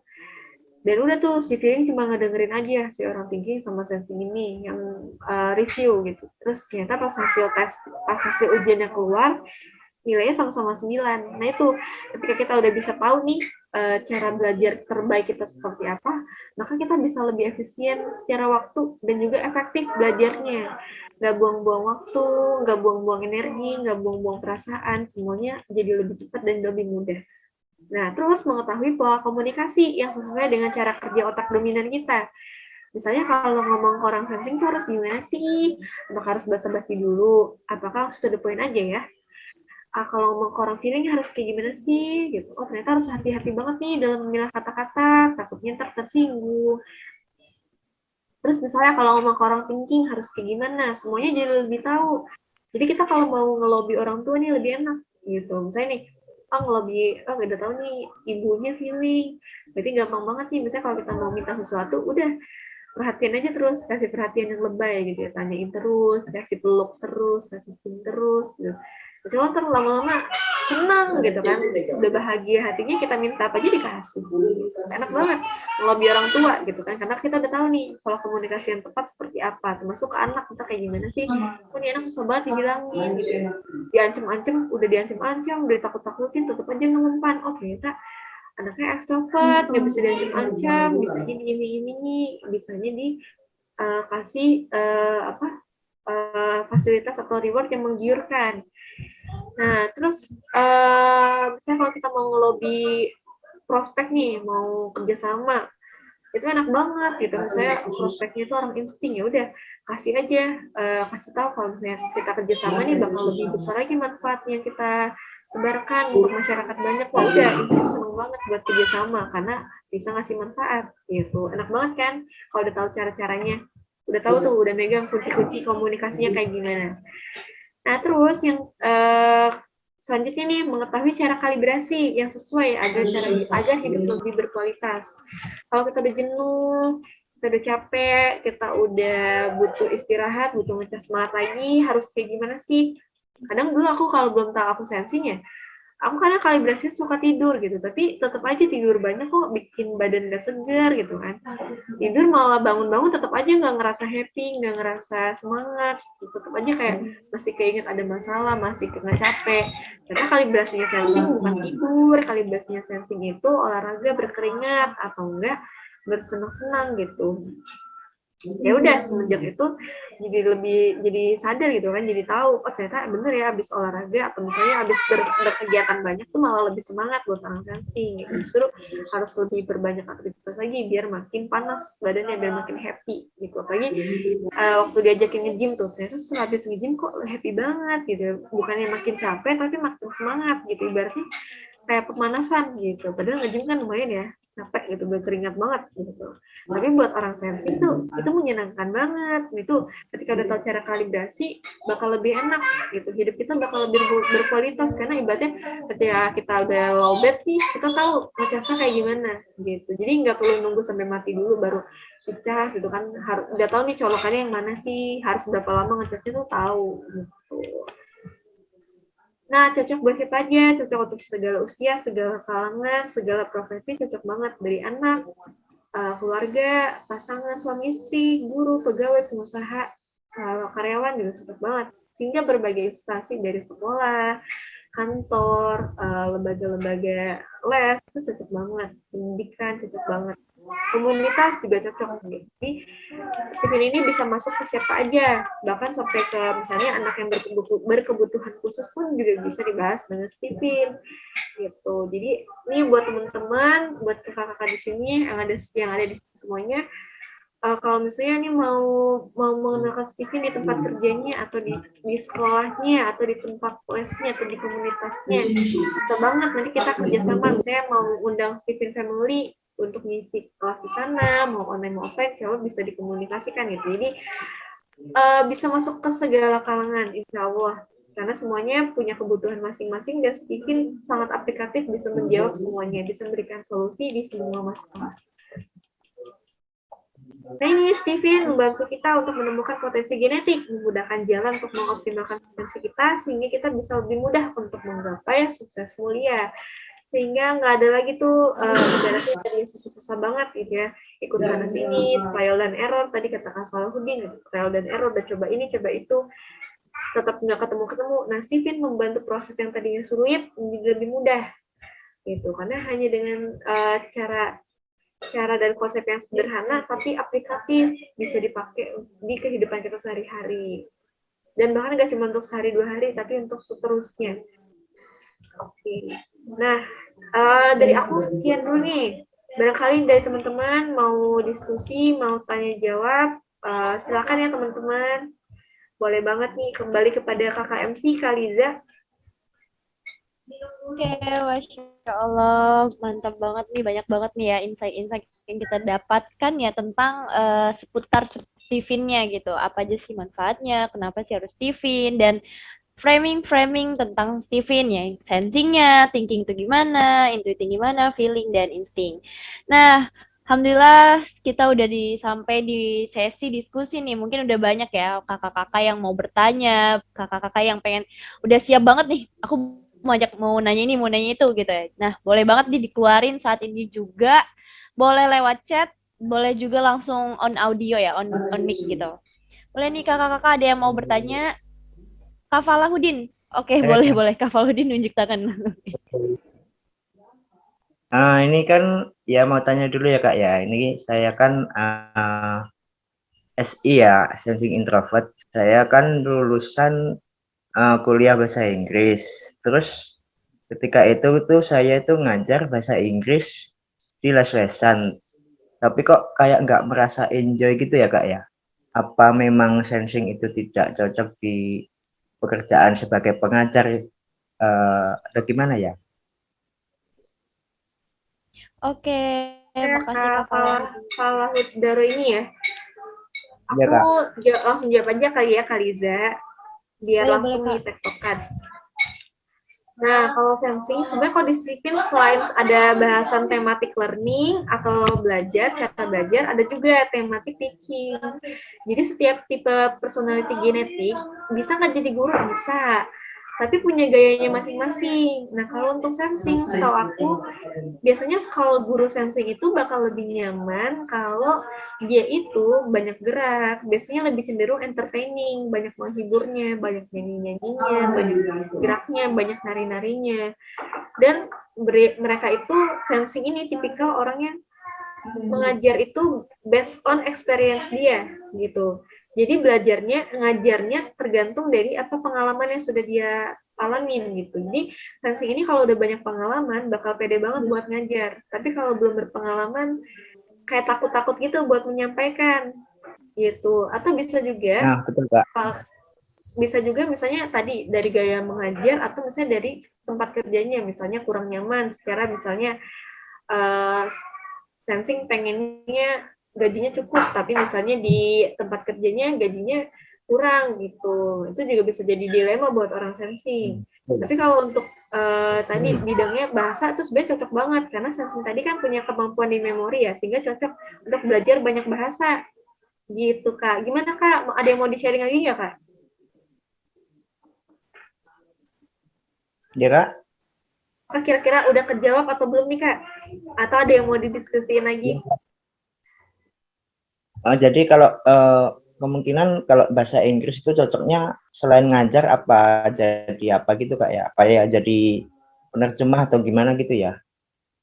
Bisa banget misalnya. Atau misalnya gini, sensing itu kan suka jalan-jalan ya. Nah ini kebetulan punya kemampuan bahasa Inggris. Ya udah bisa jadi tour guide gitu kan. Ya, enak banget, jalan-jalan gratis, dapat gaji, cuman ngomong doang. Nah itu enak banget. Jadi penerjemah juga cocok banget, apalagi kalau misalnya tarifnya besar gitu. Itu buat orang sensing nyaman banget. Jadi guru les privat juga kalau tarifnya besar juga orang sensing nyaman gitu. Asalkan dia tahu cara mengajar dia seperti apa. Misalnya kalau mau jadi guru, tahu cara gaya mengajar yang nyaman sesuai dengan personality genetiknya seperti apa. Terus misalnya tahu passionnya di mana, misalnya sensing yang suka jalan-jalan atau misalnya jadi voice over itu juga cocok gitu. Gitu Itu ya. Kak Fala. Nah, ini yang nggak nyaman itu kan yang mengatur anak-anak gitu ya Kak. Kalau anaknya banyak gitu, yang ramai sendiri, yang suka usil sendiri, jadi suka nggak bisa mengondisikan kelas gitu Kak. Nah ya bener banget nih, emang kalau jadi guru tuh luar biasa ya. Apalagi kalau misalnya diajar tuh anak-anak kecil tuh gimana ngaturnya tuh, bingung ya. Nah ini emang effort banget kalau misalnya kita ngajarin anak-anak. Nah ini balik lagi tadi, gimana caranya kita bisa kenal sama diri kita, cara kita memimpin diri kita biar kita bisa memimpin orang lain. Apalagi kalau jadi guru gitu kan, kita harus memimpin murid-murid kita. Nah biasanya kalau orang sensing, pakai kekuatannya orang sensing tuh biasanya apa? Powerful gitu ya, suka bersenang-senang, entertaining, jadi gaya mengajarnya sangat menghibur sehingga anak-anak senang belajarnya nggak serius-serius banget gitu, banyak gerak. Jadi misalnya udah tahu tuh ntar cara manggil anak-anak kayak gimana ya, misalnya pakai lagu nih suruh baris gitu, atau ntar pakai kuis gitu, pakai games. Nah biasanya bakal ada ide-ide kayak gitu. Jadi emang gaya belajar dan gaya mengajarnya bisa divariasikan tergantung dengan kebutuhan anak kelasnya. Makanya kalau untuk mengajar, Stephen itu ada Stephen Learning sama Stephen Teaching. Stephen Teaching buat gurunya, Stephen Learning buat orang tua murid gitu. Sama muridnya sendiri, kalau misalnya udah gede nih, misalnya udah bisa paham cara belajar. Gitu, paling enak sih kalau di sekolah atau tempat les itu belajar Stephen Teaching, biar tahu ntar cara mengajarnya seperti apa. Sehingga guru punya bekal nih, harus mengajar seperti apa biar tetap nyaman, tetap jadi diri dia, tapi bisa mengelola kelas gitu Kak. Oke Kak. Makasih Kak jawabannya. Sama-sama Kak Fala, semoga membantu ya Kak. Ya. Lanjut Kak Liza. Oke, tadi udah ada yang nunjuk tangan nih. Semoga nggak pegel ya Kayu. Kayu boleh nih disampaikan pertanyaannya. Oh iya, halo. Aku turunin tangan dulu, pegel. Oke, jadi Kak Marsha, tadi kan kita udah bahas soal potensi ya. Ini Iya, Kak. ngingetin aku sama istilah ada yang bilang katanya, tahu nggak sih tanah paling mahal itu tanah apa? Ternyata jawabannya tanah kuburan. Karena di bawah sana tuh banyak potensi orang-orang yang nggak sempet dimaksimalkan tapi keburu dipanggil sama Allah gitu. Nah itu yang bikin aku ngeri ya. Aku ngeri gitu kayak kalau misalnya dipanggil dalam kondisi yang masih ngerasa useless karena ngerasa ada potensi cuman nggak tahu gimana cara maksimalinnya kan takut. Itu juga yang jadi alasan kenapa aku giat dan cukup semangat untuk belajar Steven. Nah, tapi setelah aku tahu Steven aku apa, itu kan ada beberapa, bukan ada beberapa ya, itu kan ada banyak banget judgement gitu ya. Kalau katanya orang intuiting introvert itu begini begitu. Nah, yang jadi masalah adalah ada beberapa hal yang aku rasa itu nggak ada di aku. Bukan nggak ada sih, lebih tepatnya aku inget itu pernah ada, tapi di waktu yang sekarang udah nggak ada lagi gitu. Nah, jadi yang jadi pertanyaan adalah apakah potensi itu bisa rusak atau bisa hilang gitu ya? Terus kalau barangkali bisa, karena aku ngerasa itu emang udah nggak ada, gimana cara biar potensinya bisa muncul lagi ke permukaan? Gitu sih, Kak. Asik. Oke, makasih banyak nih Kak Ayu. Nah ini sebenarnya nggak cuman Kak Ayu doang nih yang ngalamin. Bahkan aku dulu juga pernah ngerasain Kak, dimana aku dulu ngerasanya aku intuiting dan pengen banget jadi intuiting karena menurut aku intuiting tuh keren. Ternyata hasilnya sedita sensing. Loh, aku pengen jadi sensing loh, Kak. Aduh, kita kebalik nih.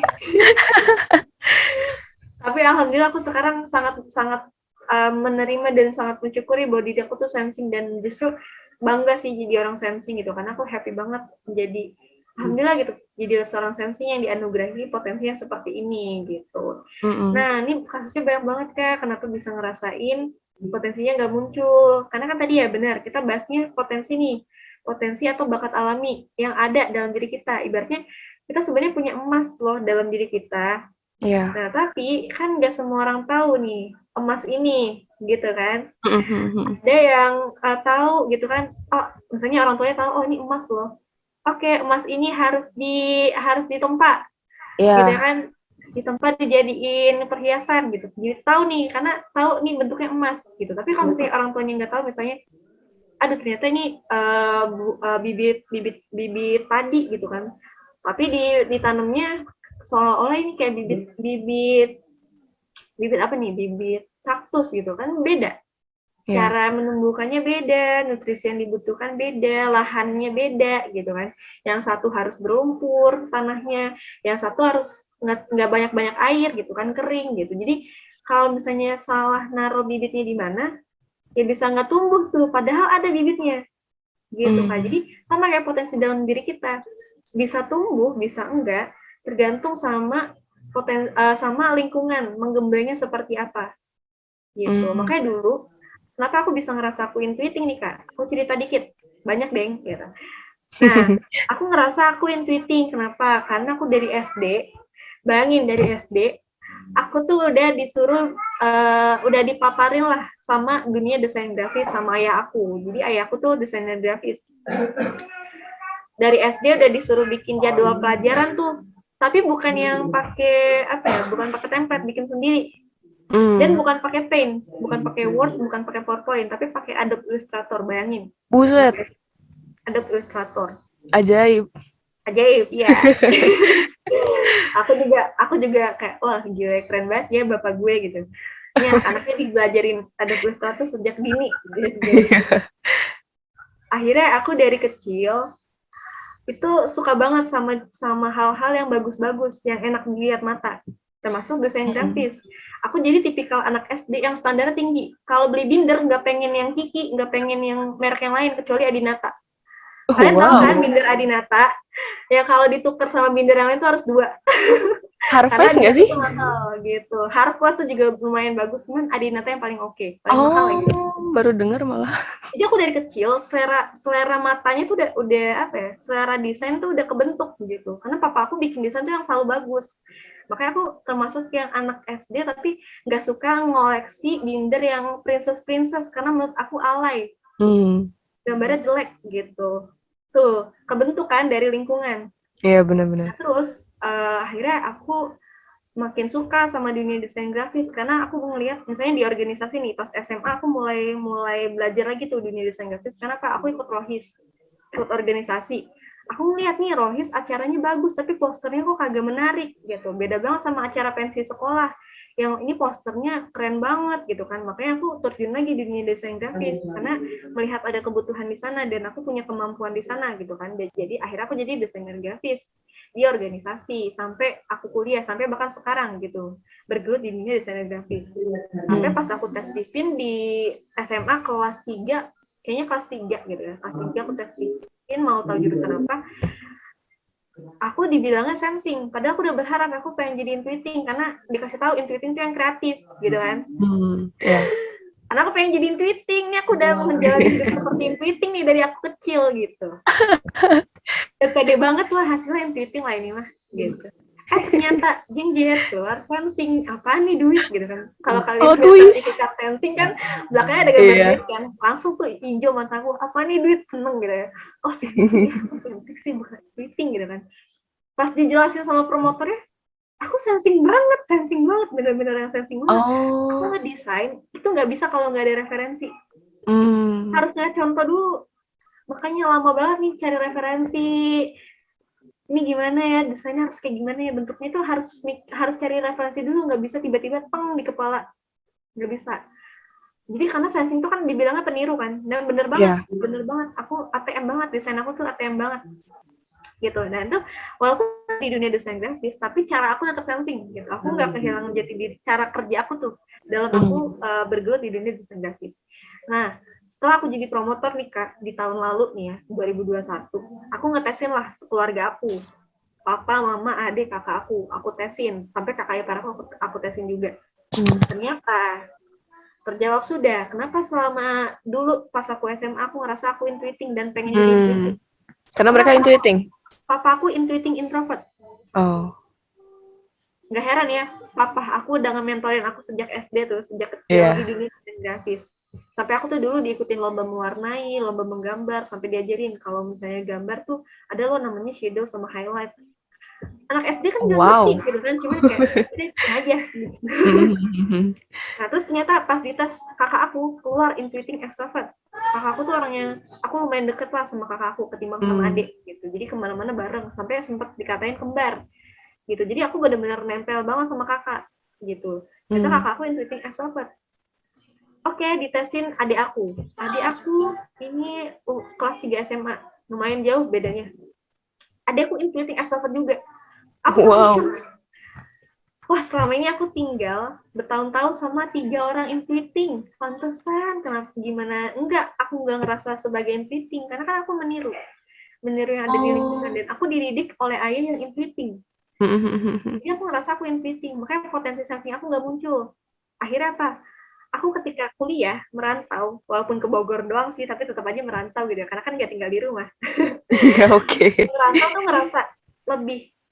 ngerasa lebih gue banget. Karena aku suka banyak aktivitas, aku suka kemana aja, aku suka, pokoknya kalau orang tua kan kayak, kakak nggak capek, abis dari sini ke sini lagi, kakak nggak istirahat aja gitu, pokoknya disuruhnya tuh santai-santai mulu gitu. Padahal aku senengnya sensingnya sebenarnya sukanya gerak, kayak pas aku di kampus nih, aku jarang sakit karena aku banyak gerak gitu. Apalagi kampus aku kan kampus IPB ya Bogor, bayangin kan gede banget. Dan aku dulu nggak ada motor, jadi kemana ke kampus tuh jalan gitu. Kalau udah mepet banget nih naik ojek, itu juga jarang. Karena kan lumayan ngeluarin duit. Nah, orang santri kan hemat. Gitu. Jadi jalan sampai dulu tuh aku bilangnya IPB itu institut pembesar betis karena betis aku gede banget kayak pemain sepak bola.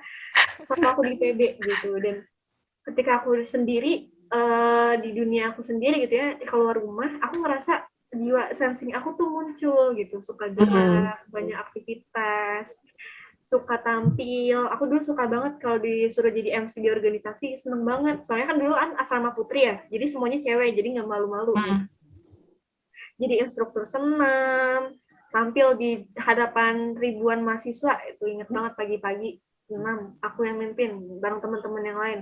Itu senang tampil gitu, tapi kalau di rumah tuh kayak ibarat jagoan kandang gitu loh, kayak. Tuh ciut gitu, karena nggak ada yang sensing gitu, aku sendiri sensing, yang lain tuh intuiting, mama aku feeling, otak kanan juga, orangnya santai gitu. Jadi itu potensi aku baru keluar tuh ketika lingkungannya sesuai sama apa yang aku butuhin. Apalagi sekarang di Stephen Family ya, ketemu seorang thinking yang ngasih aku apa ya, arahan lah, kamu harus kayak gini kayak gini kayak gini.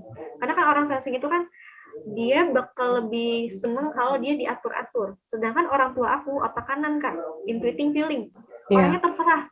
Ma, aku boleh ini nggak? Terserah kakak aja. Pak, aku boleh ikut ini nggak? Terserah kamu aja. Semua Bebas. terserah. Sampai aku bingung harus kayak harus ngapain, harus gimana gitu. Makanya ketika lingkungan aku udah sesuai nih dengan kebutuhan aku ngerasa aku sensing banget gitu.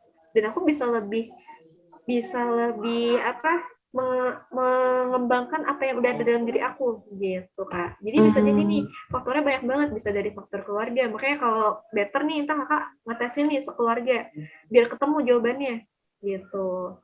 Kayak misalnya cerita aku tadi gitu, ketemu jawabannya ketika semua keluarga aku udah dites tipin gitu.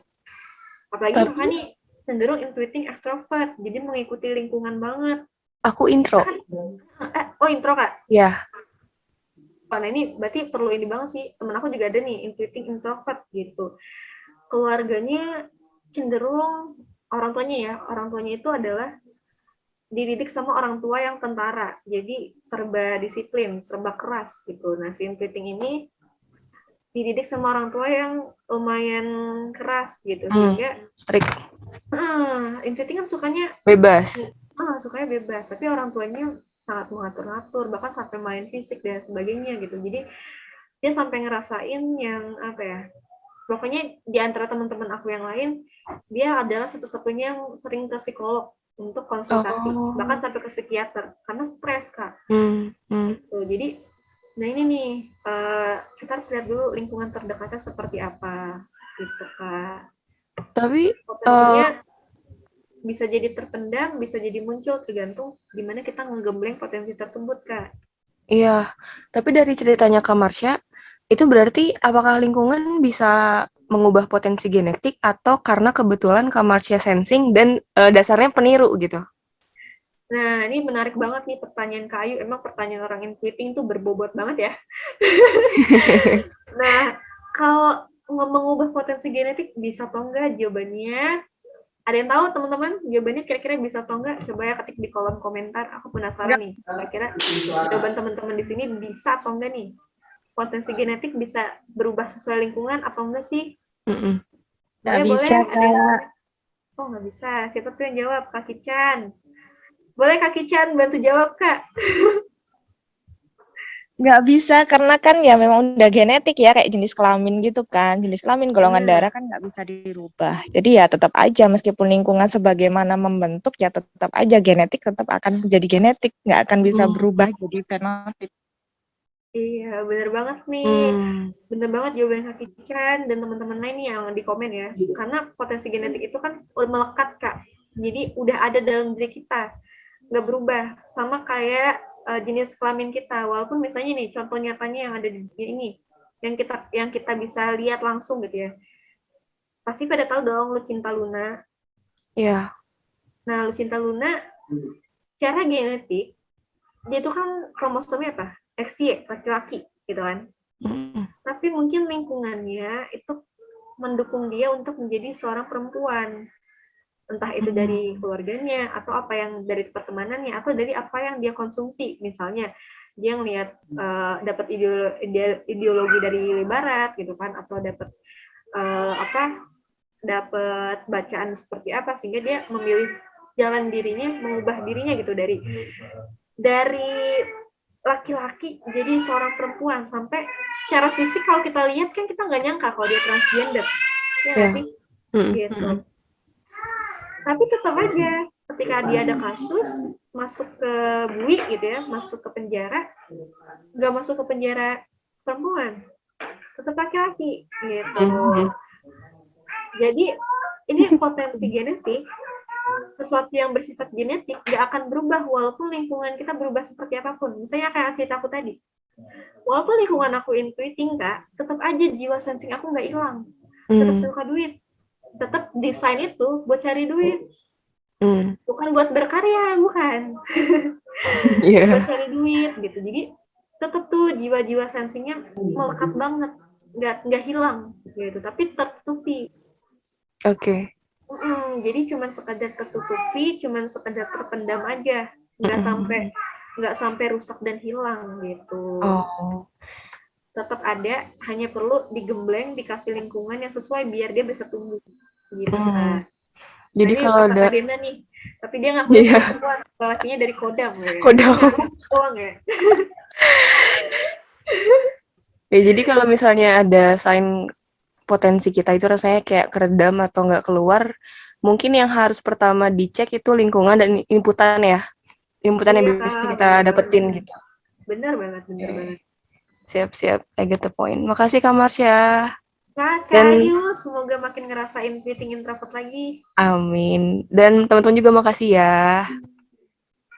Iya, sama-sama Kak Ayu, Masya Allah. Seneng banget sharingnya, berbobot banget pertanyaannya, keren. Nah, ini ada tips juga dari Kak Kican nih, omongan orang jangan dipikirin Kak, anggap aja semua orang thinking. Yang kalau ngomong suka langsung musik, tapi pedesnya hanya di mulut aja. Dan yang ngomong kadang juga nggak mikir, pikirin yang omongan yang emang bikin berkembang aja. Ini tadi ada cerita nih katanya dari siapa nih ya tadi, yang suka kepikiran dari omongan orang gitu, Kak Cantika gitu. Gimana nih teman-teman lain, ada lagi yang pengen diskusi? Tadi ada Kak Cantika sebenarnya tadi nanya nih Kak, dia Apa tuh? aku kan SI ya, tapi kok baperan. Ternyata tadi golongan darahnya O. Udah ditanya juga sama Ya. Kak. Makanya Kak Kican ngomong, nah mungkin dari kakak juga boleh nih ditambahin. Kenapa baperan Ini mah kita sama ini. SIO? Sensing golongan darah O. Aku ngerasain banget dulu ya, pas aku belum tahu Stephen itu apa, respon golongan darah itu apa. Aku benar-benar jadi orang yang lebay banget gitu loh. Kayak orang feeling, baper banget gitu. Bahkan dulu SMP pernah di apa ya, pokoknya aku kayak SMP tuh ngerasa kayak aku tuh feeling banget, bukan sensing. Aku pernah suka sama cowok, nggak ganteng, nggak kaya, pokoknya jelek. Dia cuma humoris doang gitu. Nah, satu saat pernah aku di PHP-in gitu, tiba-tiba dia jadian sama cewek lain. Dan itu tuh galaunya sampai 3 hari 3 malam nangis berturut-turut gitu. Sampai aku tuh sekarang sangat menyesali perbuatan aku itu gitu. Karena nyesel banget, dulu tuh kayak reaktif banget gitu kan. Pakainya golongan darah, baper banget. Apa-apa langsung dimasukin ke hati, nggak dicerna dulu. Apa-apa langsung, ya udah responnya reaktif banget, spontan banget gitu kan. Dikritikin ini, tersinggung, dikasih masukan ini, malah ngerasanya direndahin lah, ngerasanya nggak dihargain lah, wah udah deh baperan banget gitu. Jadi itu tuh respon awal golongan darah gitu, sensing tapi baperan, itu bisa. Padahal kan aslinya sensing itu kan orangnya belak-belakan, apa adanya, jujur gitu kan, dan menerima kenyataan gitu, karena orangnya real-real banget.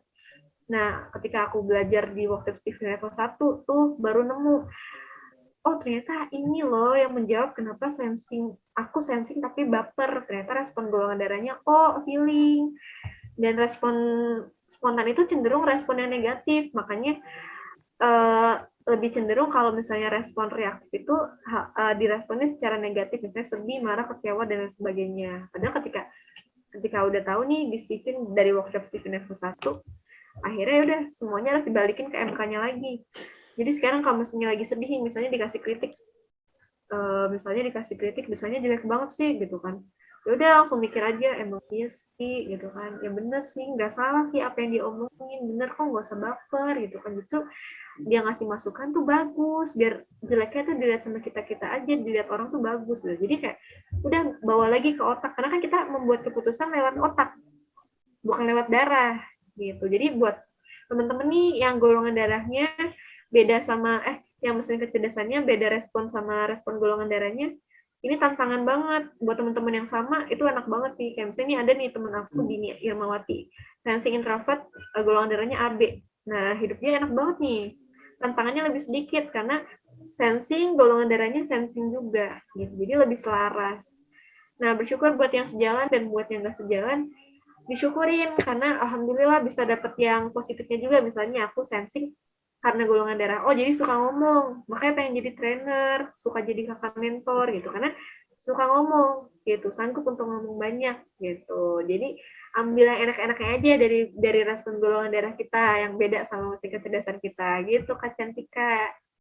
Omongan orang udah biarin aja, ambil baiknya aja gitu, positive thinking aja. Gimana Kak Liza? Ada lagi nggak Kak? Oke, ada lagi nih Kak dari Kak Divya. Tadi udah nunjuk sih, mungkin sekarang nulis di chat. Izin bertanya, Iya. insting kan gak suka tekanan ya. Sedangkan kerja penuh dengan tekanan. Gimana caranya ilangin tekanan itu? Dari siapa Kak? Gitu Kak. Kak Divya, Kak Divya. Oh Kak Divya insting, nggak suka tekanan. Nah emang sih benar banget. Setiap pekerjaan kita kerja di kantor di mana-mana pasti ada tekanan lah ya. Karena kan nggak mungkin nggak ada tekanan. Kalau nggak ada tekanan kita nggak bakal maju-maju. Nah tapi buat orang insting, kadang kan ada ya profesi yang emang tekanannya tuh potensi tekanannya tuh tinggi banget. Ada juga yang potensi tekanannya tuh minimal banget. Misalnya yang tinggi apa? Misalnya dokter. Dokter tuh tekanannya lumayan tinggi loh, karena kita ngadepin orang sakit. Belum kalau pasiennya meninggal. Gitu kan, ngadepin keluarganya yang sedih kayak gimana. Ngadepin pasiennya yang putus asa kayak gimana. Itu pasti tekanannya tinggi banget. Gitu. Apalagi kalau nggak berhasil menyelamatkan pasien, itu bakal ngerasa bersalah banget pasti. Tekanannya tinggi. Tapi ada juga pekerjaan yang tekanannya minimal. Misalnya pada scenographer yang freelance. Kerja suka-suka dia, gitu ya. Dapat klien ya dapat kerja. Kerjanya mau di rumah, mau di kafe, bebas, sabep banget gitu ya. Mau malam, mau pagi, bebas, yang penting sesuai deadline. Tekanannya minimal gitu. Nah, untuk insting, cari kerjaan-kerjaan yang emang tekanannya minimal. Jangan dipaksakan ke tekanan yang maksimal. Contoh nyatanya nih Kak, ada Nikta Gina. Pasti pada tahu dong Nikta Gina. Jengkelin. Nah, Nikta Gina itu kan dokter. Dia udah tes divin juga, hasilnya insting.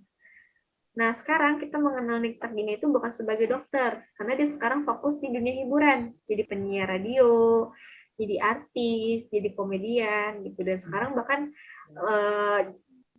ibaratnya fokus untuk mengurusi keluarganya. Gitu, karena udah punya anak, udah punya suami. Ibaratnya rela berkorban untuk meninggalkan profesinya, untuk fokus sama keluarganya. Nah ini, karena orang insting ngerasa di pekerjaannya yang dokter itu banyak tekanan, Kak. Akhirnya dia memilih untuk fokus di dunia hiburan, karena bisa menyenangkan orang, bahagiakan orang, dan minim tekanan. Gitu. Jadi tekanan pasti ada, tapi kita cari yang minimal-minimal aja. Gitu. Gimana Kak Divya?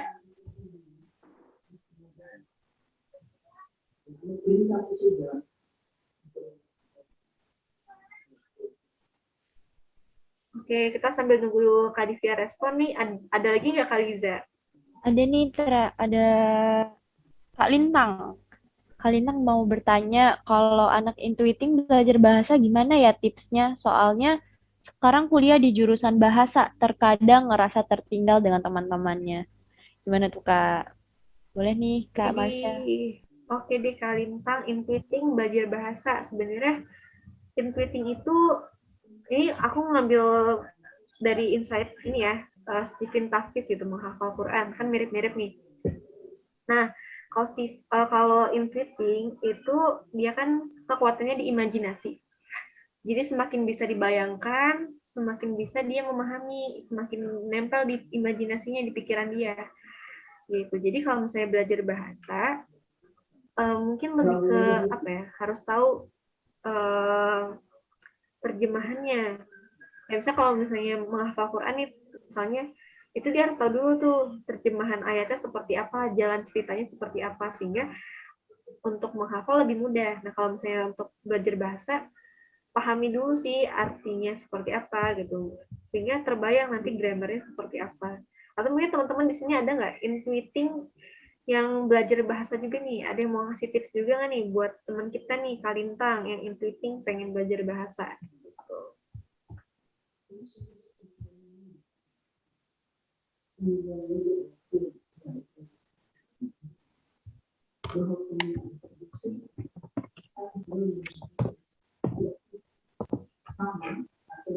Gimana?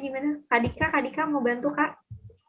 Ini Kak Dika soalnya penulis artikel Stephen Family nih teman-teman. Jadi kalau teman-teman buka website stephenfamily.com nanti ada blog, nah itu isinya artikel. Nah ini Kak Dika nih yang nulis artikel-artikelnya. Banyak banget tema-temanya dari kesehatan, self healing, cara belajar gitu. Jadi memang udah apa ya, keren banget Kak Dika. Gimana Kak Dika mau jawab Kak? Masih Boleh. Nah, oke.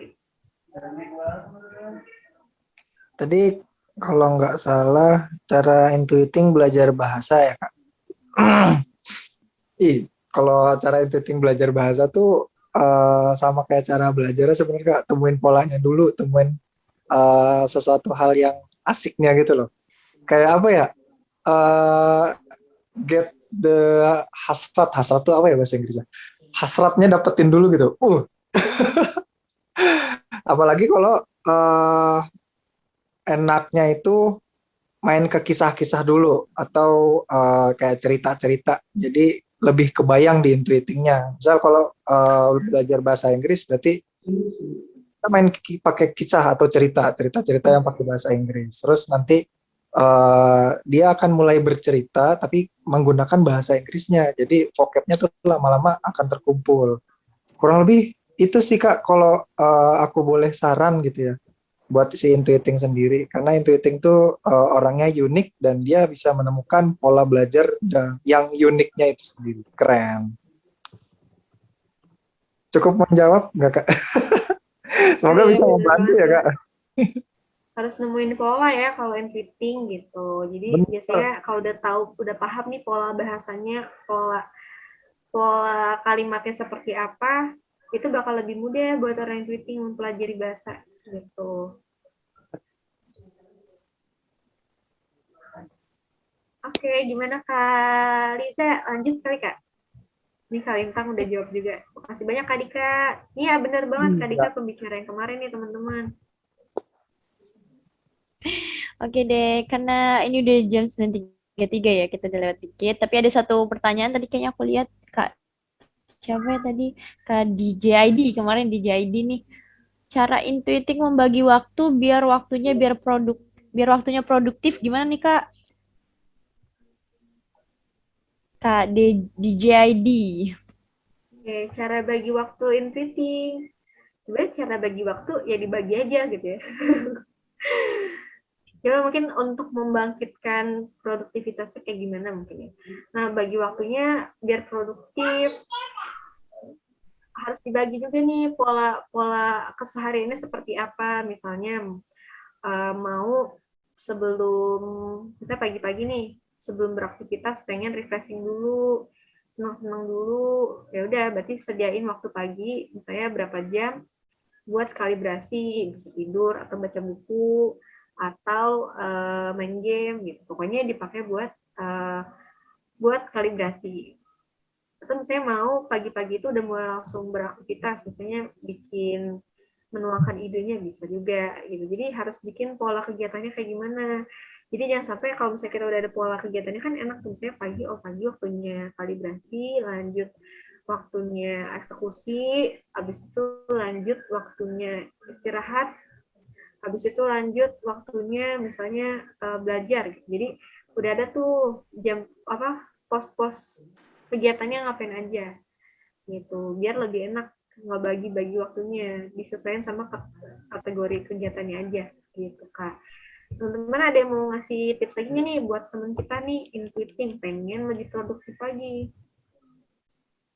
Tuh. Oh nih dari Kak Andika, boleh Kak? Iya siap, terima kasih Kak Marsha buat intuiting biar waktunya makin produktif. Balik lagi ke visi misi hidupnya ya. Bahasan yang kemarin lagi ya, maaf. Jadi kalau intuiting tuh dia tenaganya tuh luar biasa kalau dibarengi dengan mimpi-mimpinya. Makanya pastikan dulu hal-hal yang kita kerjakan, hal-hal yang produktif bagi kita itu adalah hal yang sedikit demi sedikit membangun mimpi kita, sedikit demi sedikit mewujudkan mimpi-mimpi kita. Dengan begitu Intuiting makin semangat dan waktunya pun produktif gitu. Kalau secara teknikal tadi udah dikasih tahu Kak Maca, itu udah wajib banget lah. Jadi menentukan prioritas, terus tahu mana yang harus dikerjakan lebih dulu, seperti itu. Itu bisa dipelajari. Cuma untuk semangatnya, untuk lebih luar biasanya, hidupkan mimpi-mimpi yang ada di Intuiting gitu. Gitu Kak Maca ya. Banget nih. Terus tambahan juga nih, ini bener banget dari Kak Kitchen ya, bikin schedule, dicatat. Karena kan orang Intuiting kadang suka ngalir ya, suka udahlah santai aja, fleksibel aja gitu. Tapi perlu juga dicatat biar nggak lupa gitu. Apalagi kan biasanya Intuiting nih cenderung banyak ide, banyak alternatif, jadi kadang suka banyak mau, tiba-tiba pengen ini, akhirnya nggak fokus gitu. Jadi bener banget, bikin catatan, catat hari ini mau ngapain aja schedule-nya. Tapi catatnya jangan sampai lupa, nyatet di mana, gitu ya. Ini kata Kak Keca nih, catat di HP aja, jangan di buku, hilang nanti bukunya, hilang juga ingetannya, gitu. Gitu, makasih banyak Kak Keca, Kak Andika. Lanjut Kak Liza. Enggak, ini oke. Ada pertanyaan terakhir banget. Tadi aku lihat di bawahnya Kak Jadi dari Kak Imam. Pertanyaannya asik juga nih pertanyaannya. Kak, aku mau nanya nih, kan aku hasilnya II. Apakah secara fisik otak aku di bagian kanan, otak bagian kanan aku yang atas lebih besar daripada bagian otak lainnya? Gimana tuh Kak?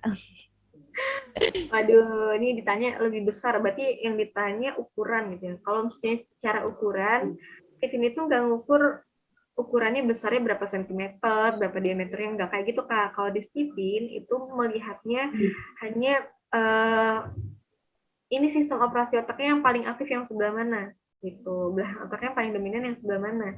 Jadi sebenarnya kan tadi dari kelima mesin kecerdasan itu, apakah kalau misalnya aku tuh sensing, berarti thinking, intuiting, feeling, instingnya nggak aktif.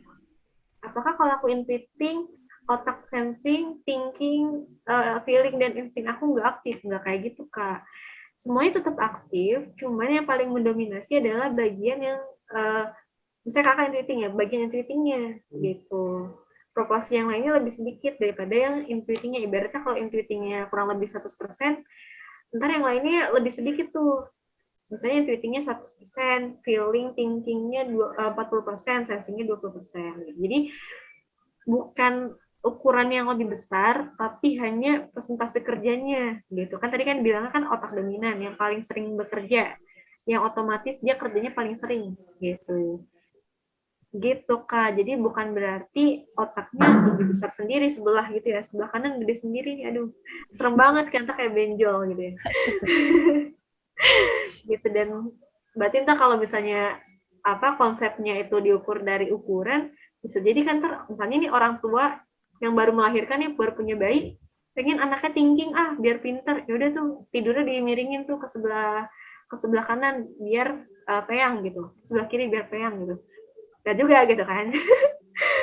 Jadi nah ini untuk di workshop Stephen level 1 level ini kita bakal belajar banget nih Kak tentang konsep Stephen secara lebih dalam lagi gitu. Kayak pertanyaan-pertanyaan di sini keren-keren banget gitu. Dan alhamdulillah ini semua dipelajari gitu di workshop Stephen level 1 dan level 2. Jadi buat teman-teman di sini yang masih penasaran, masih haus dengan ilmu, masih pengen tahu kenapa ya kena kayak gini, kenapa kayak gini, kok bisa kayak gitu sih? Kalau kasusnya gini gimana? Kalau aku kayak gini gimana? Itu semuanya kegalauan-kegalauan itu, pertanyaan-pertanyaan itu bisa ditemukan jawabannya di workshop Stephen level 1 dan level 2 gitu. Jadi teman-teman di sini langsung aja nih booking tes Stephen bagi yang belum, kemudian lanjut ke workshopnya. Apalagi buat teman-teman yang udah tes Stephen, sayang banget kalau cuma berakhir di tes Stephen aja. Karena ibaratnya gini, kita udah tes Stephen nih, udah beli HP mahal-mahal, tapi nggak tahu HP-nya dipakai buat apa, gitu. Kayak cuma buat pajangan doang, gitu kan. Mendingan nggak usah beli, gitu. Karena Stephen itu aplikatif banget, dan emang kita bisa pakai kalau kita udah pelajari gitu, gimana cara makainya. Berarti kita udah beli HP, kita harus cari tahu tutorialnya ini kayak gimana sih cara pakai HP-nya. Oh ternyata bisa WA. Oh ternyata WA-nya cara ngirim pesannya kayak gini. Oh ternyata ada WA bisnis. Oh ternyata ada Instagram. Oh ternyata dari HP ini bisa menghasilkan duit. Nah itu keren banget. Gitu. Jadi buat yang udah tes Stephen, langsung aja ikutan workshop Stephen level 1. Karena sayang banget Ini udah punya tiket lah, udah punya tiket tes Tiffin. Nah buat teman-teman yang belum tes Tiffin jangan mau kalah, langsung aja booking tes Tiffin malam ini juga gitu. Gimana Kak Liza? Oke, nggak, ini aku baca di chat lucu juga Kak Imam, kenapa ngerasa kadang kepalaku pusing sebelah, jadi sebelah kanan atas, jadi mikirnya katanya kegedean. Migrain ya Kak?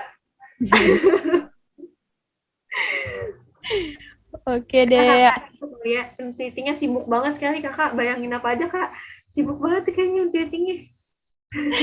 banyak ide Kak, udah kepenuhan ide mungkin. Aduh, harus dituangin tuh. Perlu diaksikan. Oke deh, kayaknya cukup ya karena udah jam sibuk berhayal, bener banget nih kata Kak ini. Oke, boleh nih Kak Marsha mau kasih quotes terakhir kah apa gimana di sesi kali ini? Nah, sebenarnya kalau untuk closing aku pengen ini sih, pengen ngasih apa ya, promo-promo nih buat teman-teman yang hadir di sini. Sama aku mau launching sesuatu. Nah, jadi buat teman-teman yang hadir di sini dan mau tes di daerah Tangerang Selatan atau Jakarta, boleh banget nih, ntar aku ngadain promo buat pekan depan ya, hari sekitar weekend lah ya, Sabtu atau Minggu, buat teman-teman yang mau tes sekitar tanggal berapa tuh, berarti tanggal 15-16 Januari 2022 di sekitar Tangerang Selatan atau Jakarta. Nanti kita cari mall ada bioskopnya. Nah, buat teman-teman yang tes di hari itu bareng aku, bakal dapat tiket nonton bareng. Ntar kita nonton bareng aja, nonton apa kek. Mau nonton Spider-Man kalau masih ada boleh, nonton yang lain boleh. Pokoknya bebas pilih. Pokoknya ntar dapat satu tiket nonton bioskop. Jadi tes TV plus nonton bioskop. Bareng aku, ada temennya kok. Gitu. Jadi nonton bioskopnya nggak sendirian. Nah, ini cuma berlaku buat pekan depan aja. Jadi teman-teman buruan booking kalau bisa H-3 ya maksimal gitu biar kita bisa schedule. Gitu deh. Itu khusus buat yang ada di sini ya. Jadi teman-teman tinggal screenshot aja bukti kehadiran teman-teman di acara ini. Langsung chat ke aku. Ntar aku bisa lewat Telegram, bisa lewat Instagram. Di Instagram aku udah ada WA-nya juga. Jadi tinggal klik aja link-linknya gitu. Nah, bahkan tes TV dapet nonton film di bioskop sambil jalan-jalan lagi di mall. Yang jauh gimana? Yang jauh ntar tungguin promo dari promotor di daerah terdekatnya ya. Untuk teman-teman Tangerang Selatan, Tangerang juga boleh deh, masih bisa terjangkau ya, kayak Alam Sutera dan lain. Jakarta boleh lah, Bogor juga boleh. Lama-lama Jabodetabek nih. Bisa aja sih Jabodetabek, bisa kok. Yang penting mallnya ada bioskopnya aja. Gitu deh. Terus, nah buat teman-teman yang pengen, misalnya aku pengen tes Tiffin Kak, tapi aku lagi ngumpulin uang, atau aku pengen ikut workshop Tiffin aku satu Kak, tapi lagi ngumpulin duit juga nih, lagi nabung. Nah, buat teman-teman yang pengen nambahin tabungan, boleh join di tim aku. Ini ada tim aku juga nih di sini, ada Dini Irmawati. Udah jadi istilahnya agen kebaikan lah, kita sebutnya agen kebaikan penyebar Tiffin gitu. Jadi Dini ini suka ngajakin temen-temennya buat tes Tiffin. Nah, nanti yang ngetesin aku. Nanti kita akan bagi hasil di sana. Gimana Dini? Dini mau kasih testimoni nggak, Din? Udah jadi agen kebaikan di tim aku, Din? Udah aman lah ya. Ya, jadi buat teman-teman terutama yang di daerah Jabodetabek gitu. Karena aku wilayah ngetesnya di Jabodetabek. Kecuali kalau misalnya Kak di Bandung ada yang mau tes 10 orang, wah boleh banget gitu. Atau mau tes di Jepang Kak, ya udah nggak masalah sih aku, yang penting dibiayain aja biaya ongkos perjalanannya. Gitu deh. Itu aja kali Liza, sedikit pengumuman buat teman-teman yang hadir di sini, spesial ada promo sama ajakan untuk jadi tim agen kebaikan Tiffin aku. Oke, siap. Makasih banyak Kak. Nah, buat teman-teman nih yang punya atau udah tes Tiffin tapi punya saudara yang pengen ditesin sekitaran Tangerang dan Jabodetabek ya Kak? Iya, betul banget. Wah, boleh banget tuh langsung ikutin promonya, sekalian tes, sekalian dapet nonton. Bareng Kak Marsha lagi kan, bisa ngobrol-ngobrol langsung nih tentang Tiffin. Oke, jadi cukup sekian ya pada malam hari ini. Sebelum kita tutup, kita foto-foto dulu nih. Biar lebih asik. Yuk kakak-kakak bisa on kamera, kita foto-foto bersama di sini pada malam hari ini. Kak Ayu, boleh nih foto-foto. Oh, sorry. Oke, Kak Imam. Kak Lutfi, siapa lagi nih? Kak Laras. Kak Kican, Kak Uji nih. On cam dong. Ayo dong kakak-kakakku, kita foto bareng. Kak Erma. Halo. Ada adik. Waduh, ini ada anaknya Kak Kican nih, yang Samsung juga, samaan. Dasteran. Oke deh. Kak Oji lagi dasteran. Kak Erma, Kak Syarafina, Kak Gita, Uli, Kak Nuha. Boleh nih mau on cam kita foto bareng. Kak siapa lagi ya nih? Ada Kak Fatim, Kak Ini Vira. ada 2 slide nih Kak, nanti difoto dua-duanya aja ya Kak, berarti 2 kali gaya. Oke. Gaya pertama gaya bebas, yang kedua gaya gue banget ya. Gue banget. Sip, Kak Nuha. Halo Kak Nuha. Udah ada Kak Lintang juga nih on cam. Siapa lagi yang mau on cam? Masih ditunggu nih. Ada lagi yang mau on cam? Ih, Dedek. Oke. Nggak ada ya? Nggak ada yang mau on cam lagi? Baiklah, kalau begitu aku screenshot ya. Siap-siap gaya bebas. Apapun gayanya.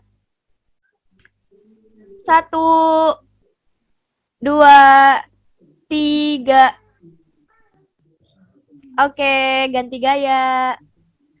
Ganti gaya. Ganti gaya kayak katak. Gayanya gue banget ya, kakak-kakak. Gue banget kayak gini. Bisa gue banget. Oke. Kak Dena kenapa gitu? Emang beda nih intuitif. Oke, 1, 2, 3. Oke, sudah. Terima kasih banyak buat kakak-kakak semua yang udah hadir pada malam hari ini. Semoga ilmunya bisa bermanfaat untuk kakak-kakak semua dan orang-orang sekitar kakak. Nah, untuk pertanyaan-pertanyaan yang belum terjawab nih, tadi kayaknya masih ada pertanyaan, boleh banget langsung kita lempar ke grup komunitas kita, grup Telegram ya, Stephen Family. Nah, nanti kakak-kakak boleh banget nih di sana bertanya apapun, karena emang grupnya difasilitasi untuk bertanya apapun. Insya Allah bakal dijawab, selagi bisa dijawab. Nah, cukup sekian karena udah malam juga nih, udah mau jam 10 ya, nggak kerasa nih ngobrol-ngobrol sama Kak Marsha ya. Insya Allah. Oke, Liza tutup. Mohon maaf bila ada salah. Liza mewakili dari Stephen Family. Mohon maaf.